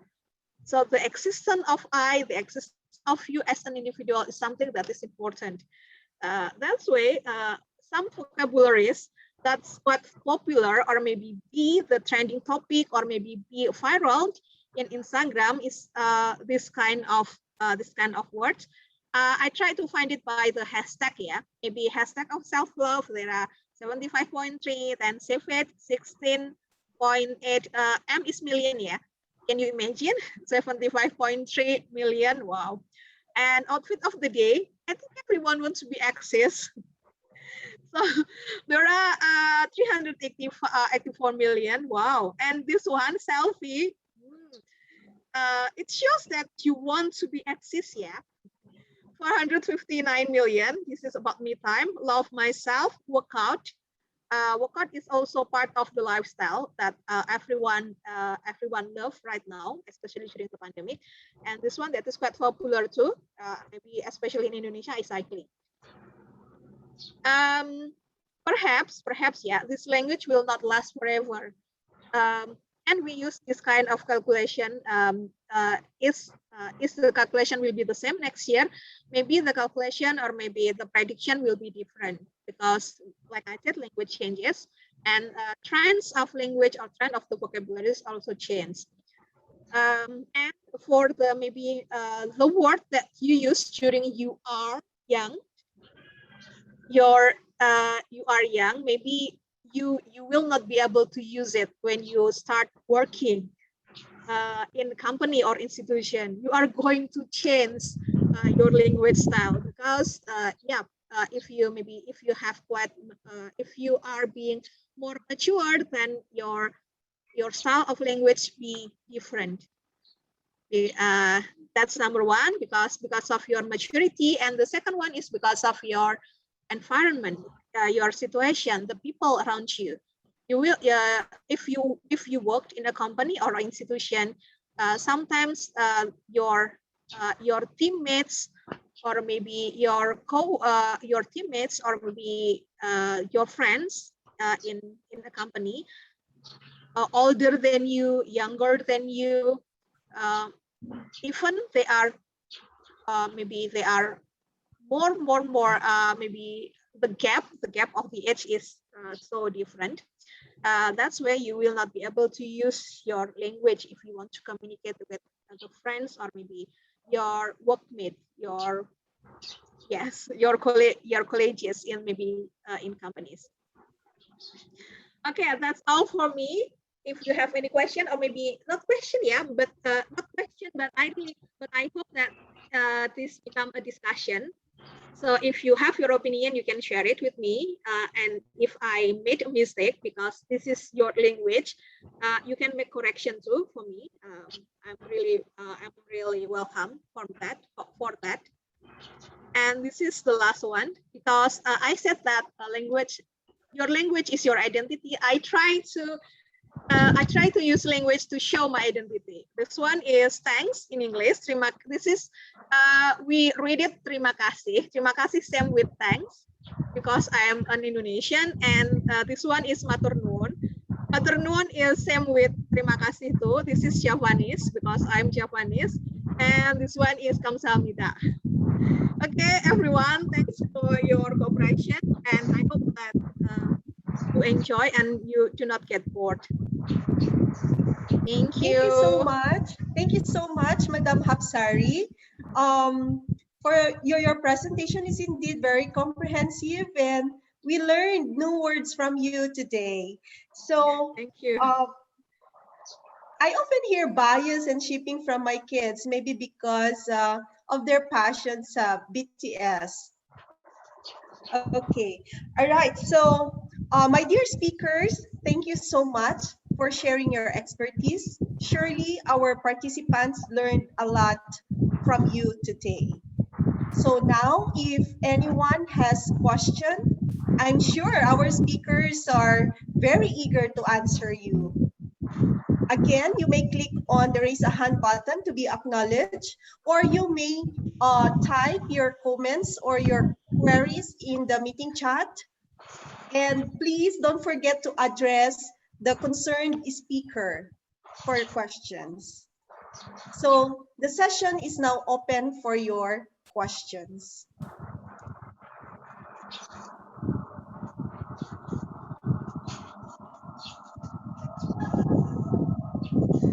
I think there's a question here. When you were still young, did you use youngster terms as well, like your own terms, ma'am? Who asked this question? May I know who asked the question, the name? It's from Aliza Crisel. Oh, okay, Aliza. When I was young, there is no internet. When I was young, when 6, maybe you can say that I'm the maybe X generation or maybe Y generation. So I'm not familiar with internet. I tried to. I know internet when I was in college, university. That's the time I know about internet. Do I use those kind of words or maybe slang words?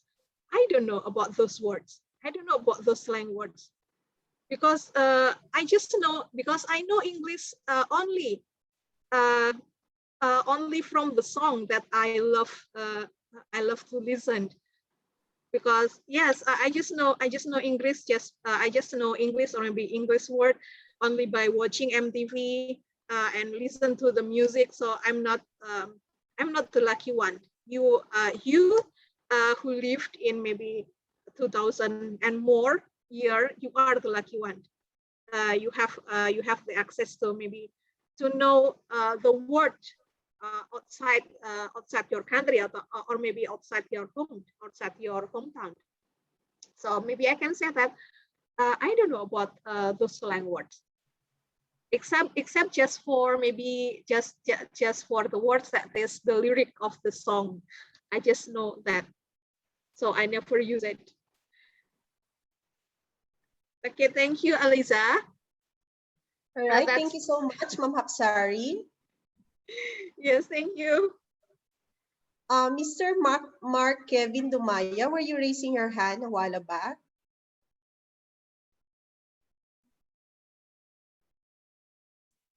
No, ma'am. So far, everything is clear to me. Okay. All right. Who else has question? May I ask question? Yes. Go ahead. All right. Thank you very much, everyone. And first of all, I would like to say congratulations for both speakers, Dr. Paking and also Ms. Hapsari. Thanks for the outstanding presentation. We learned a lot. And first of all, let me introduce myself. Hi, everyone. I'm Novi. I'm from Universitas Respati Yogyakarta, Indonesia. And I do have questions for both speakers today because, yeah, there are still many things that I will have to learn from both of you. First, I have a question for Dr. Paking. You know, like I know that you are from education, while my background is from, you know, like linguistic science. So, but I do teaching, so I think that I need to learn more about the educational system, especially in teaching. And speaking about teaching in this, what is it, like pandemic era, which everything shifts to online learning, I would like to know like what kind of indicators that, you know, like the teachers and also the students seems ready to engage in this online world of learning. So like what kind of indicators, because, you know, like it's so sudden, this pandemic, that we have to be forced to, what is it, like to adapt with this online world. So like what is the indicators that we are ready with this work? That's will be my first question. And also thanks, Dr. Paking, that you have already mentioned a lot of useful applications that we can use in our learning. But like with those useful application, what kind of consideration that we can use in determining to use this one application instead of others? Because like those a lot of application we as the teacher need some time to learn while we deliver or like give it to our students. So like what kind of consideration that we should put into account. And the last but not least, I'm so interested with your point about being a human in teaching in this online world. So I would love to know about what kind of real support that we can give. Okay na po. Okay, I'm sorry. So what kind of real support other than the applications that we can give to our student to this online environment to increase their motivation, in this case is to learning English? That's that will be my question to Dr. Thank you very much. And for Ms. Hapsari, I also have a question for you. Your presentation is very, very sophisticated. Like I also learned so many new languages, the slang that our youth generation use today. But speaking the use of language and technology, I just want to know your opinion about how can we make a better communication in this technological space. In this case is by using the language that you have already mentioned. That's my question. Thank you very much for the opportunity. Have a good one, everyone.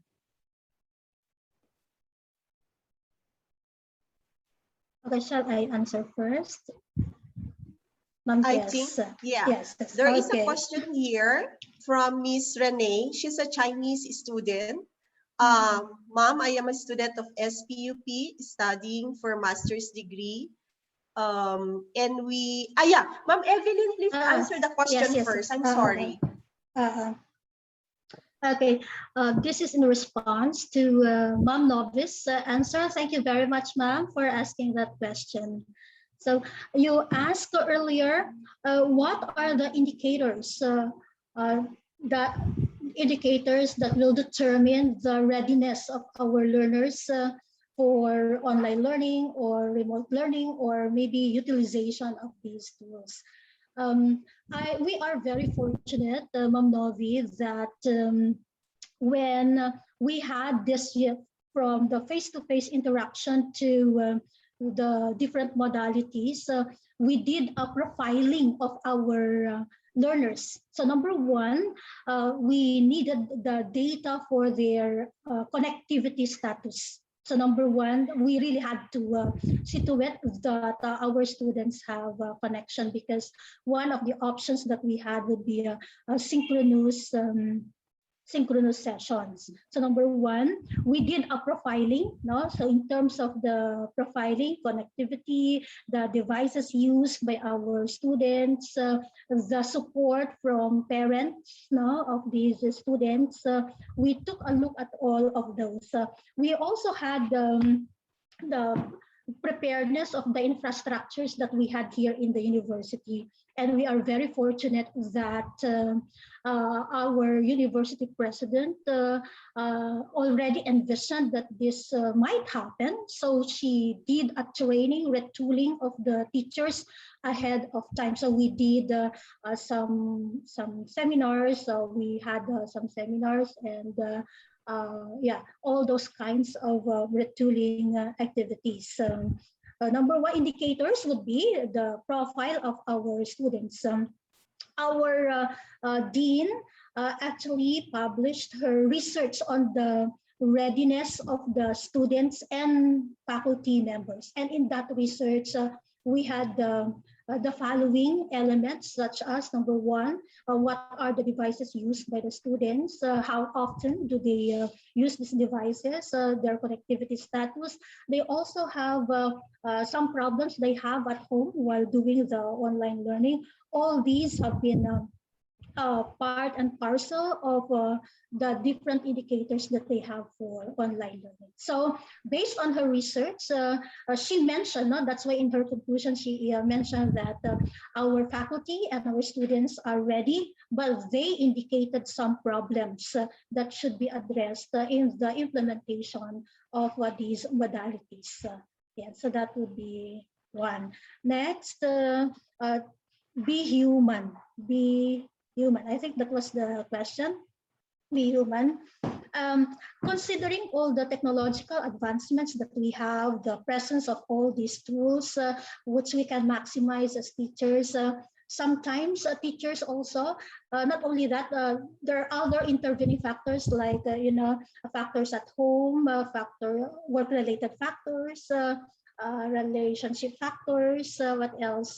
We also have other intervening factors. So sometimes we forget that we are human teachers.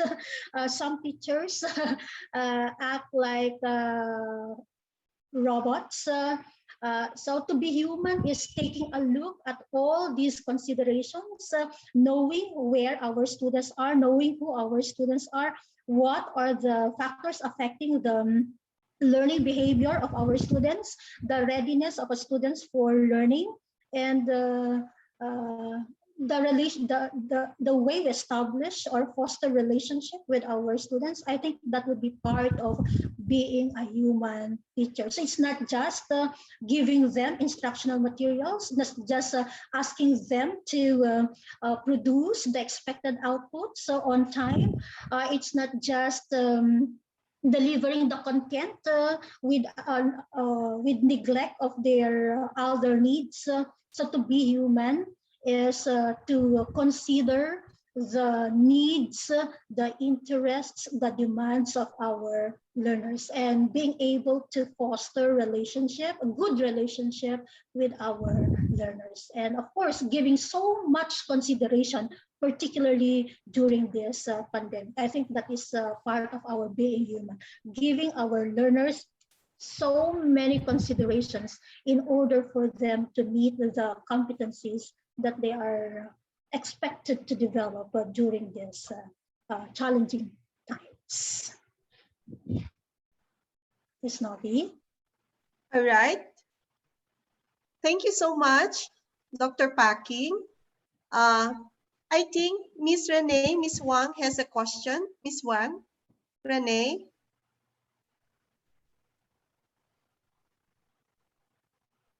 Yeah. Hello, good morning. Hello, nice to meet Good you. morning, teachers, language teachers.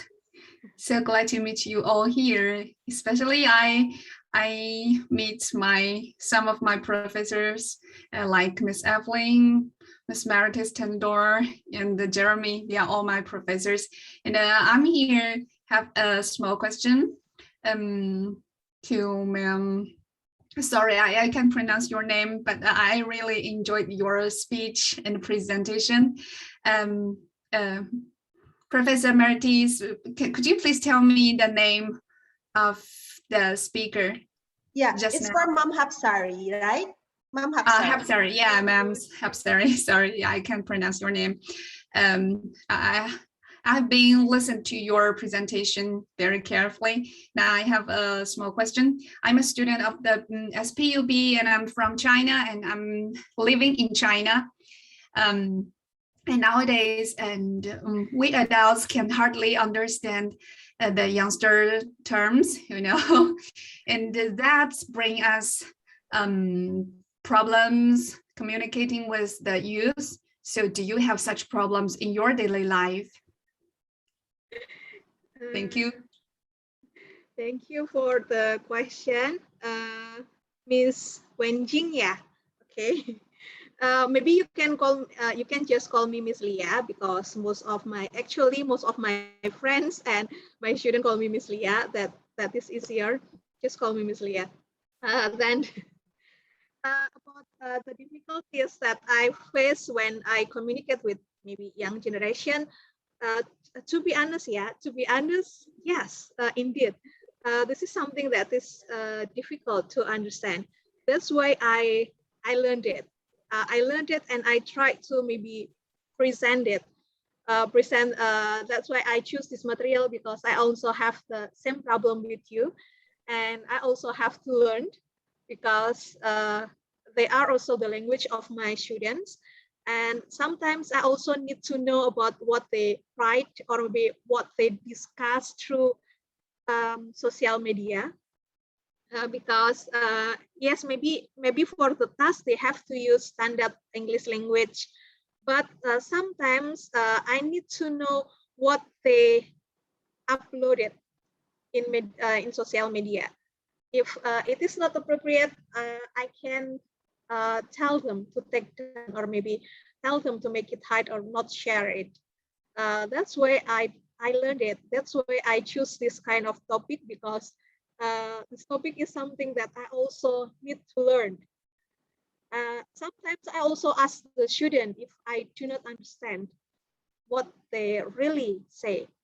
And I also have to join some communities, online communities through Twitter or maybe Instagram, just to know what is inside their mind. So that may be the tips from me. And if you have a niece or nephew, or you have children who use also this kind of terms, maybe don't push them. For me, don't push them to use the standard English one, or maybe don't say no, or maybe don't hate them, don't be angry to them, because it is part of the expression. I believe that it only happens just in a moment, just when they're young. When they grow up, or maybe when they start working, I believe that they will change the way they speak, because that's the situation. The situation, maybe this situation asks them, or maybe push them, insist them to maybe change their language style. Okay, that first question. Thank you, Ms. Wenjing, and for Ms. Novi, how we can make a better communication? Thank you. Yes, how we can make a better communication? I read an article. They said that that young generation, the language of young generation is ruined, or maybe broke the standard language, or maybe the formal language. But for me, this is not. This is only the way they express it.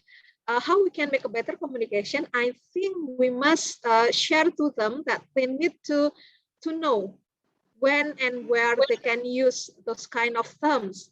If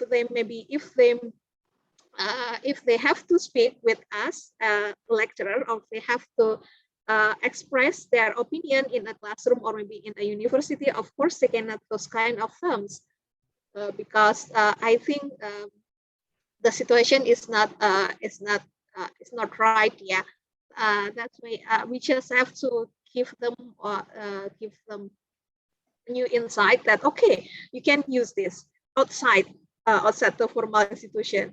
You can talk to me those kind of terms if you maybe meet me in mall, or maybe in department store or in a cafe. Okay, you can talk to me those kind of terms. But if you are in an institution, I think that I ask you to use the standard one.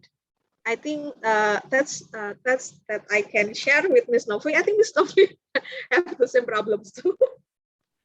Thank you so much. Thank you so much for the answer for both Dr. Paking and Ms. Hapsari. All right. Thank you so much, Ms. Hapsari. Are there more questions?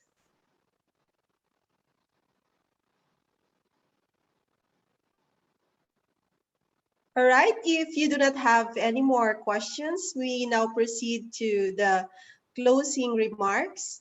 May we listen from Dr. Fe Malyari, the Dean of the School of Arts, Sciences, and Teacher Education of St. Paul University, Philippines. And after Dr. Fe Malyari, Mr. Nurhantoro, the Vice Dean of the Social Sciences and Economic Department of Respati Yogyakarta University, Indonesia, will also give his closing remarks. Dr. Fe. Thank you very much, Ma'am Tess. So to everyone who is present today, the administrators of both institutions, faculty members who are present with us also, and of course, to our two esteemed, eloquent speakers, we have Dr. Evelyn Packing and Ma'am Apriliana.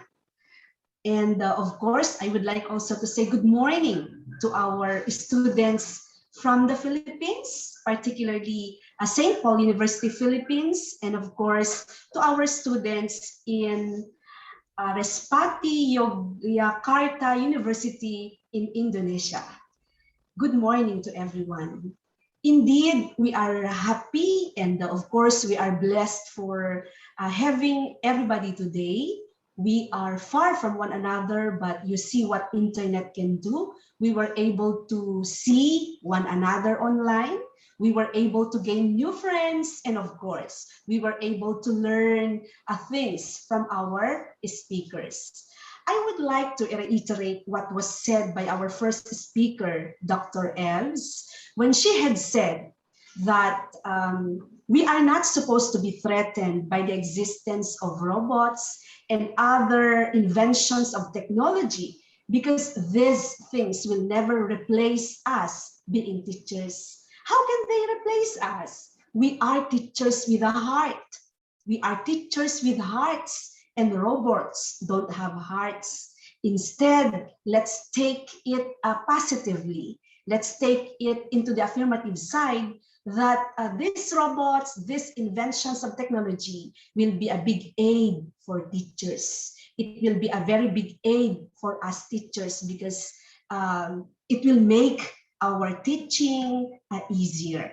Okay, so let's not be worried about this, because there are those people who would say, why did you pursue a teacher education? Don't you know that in the future you will be replaced by robots? The answer is a very big no.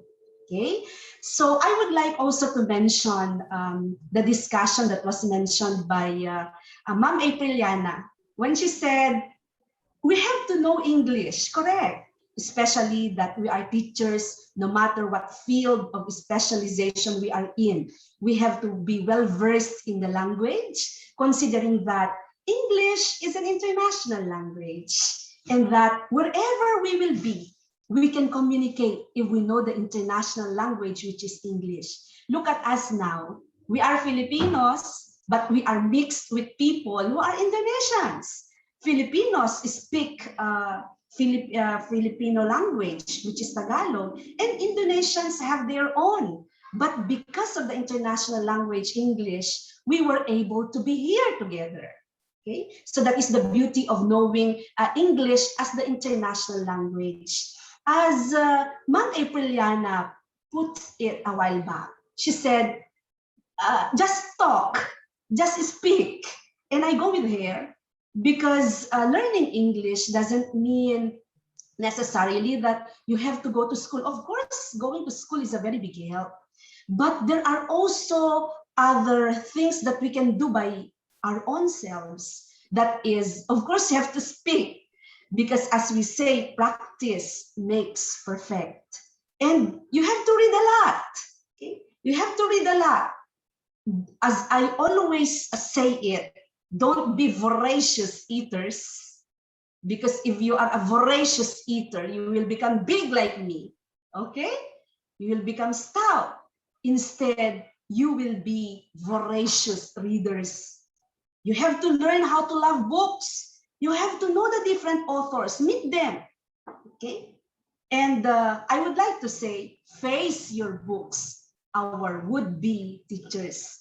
Don't just be busy with Facebook, because I believe there are many of us who are busy with Facebook. You know, we are lucky. We have to make use of the luxuries that the internet is providing us. There are many free books, okay, that you can download.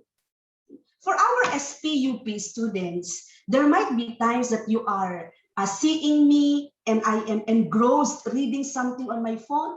That is not Facebooking. Rather, I am reading a book. Okay, so let's be, there are many authors that we need to meet, and we have to read the different books to give justice to the efforts of these different authors. Okay, and keep on learning, because I always believe that education is the alpha and the omega. Education starts from the womb and it will end in the tomb. That is when we are 6 feet below the ground. Of course, that will not happen, no? Because we are still young. You are still young. I am still young like you. We still have to finish until 100 years old, no? So for as long as there is life, we have to have education for ourselves. All right? It will just end if ever we end also. So the moment we are still breathing, education should always be our priority. Okay? So to end my talk, because I believe that I have already said a lot, and we still have to listen to the words of our very good friend, Sir Septa, I would like to say that I appreciate the presence of everybody. Congratulations again to our speakers, to our host for today, our very own Ma'am Tess. Congratulations. And to everybody, it was indeed a successful endeavor. And I hope, okay, I will pray that we are not just going to meet online, but rather we will also be wishing that our friends from Indonesia will come to the Philippines, meet the Filipinos, or we Filipinos will be going to Indonesia. With that, thank you very much. And in the Philippines, it's good noon, while in Indonesia, it is still good morning. Thank you. Thank you.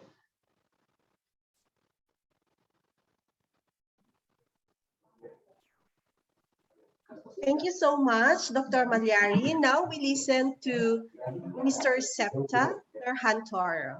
Sir? Yes, thank you very much, Ms. Test, for the opportunity. Yeah, that's correct. It is still morning here in Indonesia, dear Mallory. So I wonder how can I greet everyone in here. Perhaps it is good morning or good afternoon for everyone in here. Yeah, by the end of this meeting, yeah, by the end of this session, I believe that all of us has obtained a fruitful discussion on English language in the digital era in the perspective of language teaching and learning, yeah, and also language and society. We have learned a lot about how Industrial Revolution 4.0 and Society 5.0 really affects English language teaching and learning, and how youngsters use English as language in their daily communication. From both speakers, yeah, Ms. Packing from SPUP, St. Paul University, Philippines, and from Ms. Apriliana Hapsari from Vespati Yogyakarta University. As we know that the advanced technology makes us having options in teaching and learning, which can be easier and can be more effective, efficient. Many of us does not realize the use of online learning until COVID-19 struck and forced us to implement it to run the education while preventing the spread of the virus. By the use of internet and gadgets, we can access learning materials anytime and anywhere. We can also have collaboration with people all around the world. We can practice our practical skills in internship program done online in many established companies and many others. Simply, the advance of technology is really supportive to both us as learners and educators. Youngsters are the generation that can easily adapt to the advanced technology. They live in the era of the technology that is very far away from decades ago. It is very different. By the spread of smartphone and internet access, social media become necessity for everyone to exist and to connect with others. To be part of the community, youngsters use English in communication, often in form of code mixing, or perhaps they form new words. Yeah, they form new words like what Miss Aprilia has mentioned before. Yeah, the inclusion of such foreign language among youngsters happens mostly because of trends, like the use of the word TBH, yikes, Wi-Fi, bye, and many others in their social media. The words that actually I do not familiar with. This also happened as key wave, yeah, is all around the world recently, and many people speak in Korea. Well, for our outstanding speakers, on behalf of the committee and participants, thank you very much for delivering such valuable materials so that all of us can deepen our knowledge in the English language. Finally, I would like to thank the officials from St. Paul University, Philippines, and Respati Yogyakarta University, like Miss Mallory, yeah, Miss Pecking, Miss Tenedor, yeah, Miss Tasia. Mr. Jeremy, is Mr. Jeremy still here? Miss Aprilia, Mr. Galan, and also all the committee members for organizing the collaborative general lectures and ensuring that these general lectures proceed smoothly. I also would like to apologize for any inconvenience that might be experienced during this event. Dear all speakers, participants, and committees, there is a saying in bahasa Indonesia, ada perjumpaan maka ada perpisahan. Yeah, which means when there is a greeting, then there will be farewell too. So I thank you once again for the participation. I do hope that we can meet again very soon in another agenda, just like what Miss Mallory has said before. We must have not other collaborative agendas in the future, not using this virtual platform, but we can meet each other face to face, either it is in Philippines or in Yogyakarta, Indonesia. Thank you very much. Stay healthy, everyone.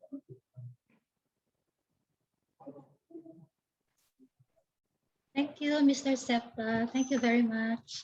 Okay, Mr. Septa, can the participant leave the room, or maybe they have to back to the no, meeting, no, yeah. the host one? This is the end of the general lectures. There is not. It is not necessary for the participants to leave this breakout room to the main room. So just leave. It is the end of our agenda today. Yeah, thank you very much, everyone. Thank you very much. Okay, thank you very much, everyone. Can we have a photo op for the English? Oh, group? yeah, sure. We should have okay, we the need documentation session. Documentation, yeah, okay. For English yeah, right. May we request our participants to please turn on their cameras?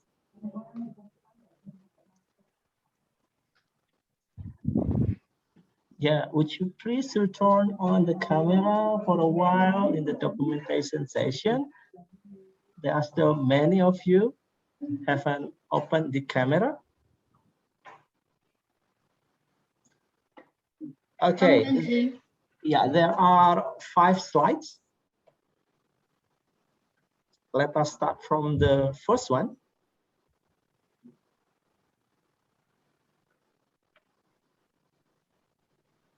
Wait for a moment.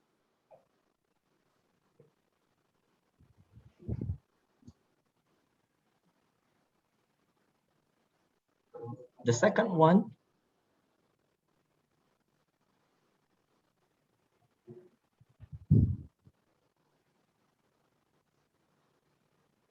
The third one.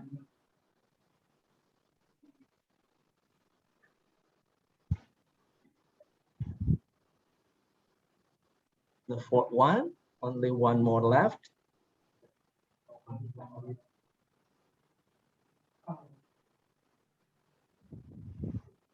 And this is the last one. Yeah, for your information, the general lectures are already recorded. So later on, Miss Packing and Miss Mallory would like to send the video record after we proceed.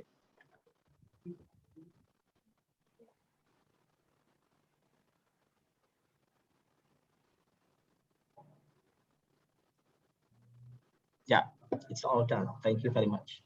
Okay. Thank you, sir. Thank you, everyone. Thank Yeah, you. stay Thank healthy. you, everyone. Thank you, Miss Evelyn, Miss Mallory, and Miss Tess. See you soon, yeah. I hope. See you again. Not by using the virtual meeting like this one, like today. Yes. The agenda for traveling, Mbak Septa. Yeah. Okay. You may leave this virtual meeting. Thank you very much. Thank you very Excuse me to much. leave. Excuse me to leave the room. Thank you very much, everyone. Sure. Thank you. You're welcome. Stay healthy, ya.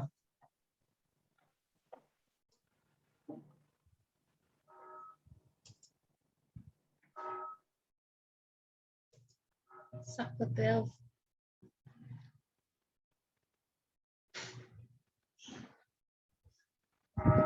Sakto 12, Ma'am J. Miss Packing? Yes, Miss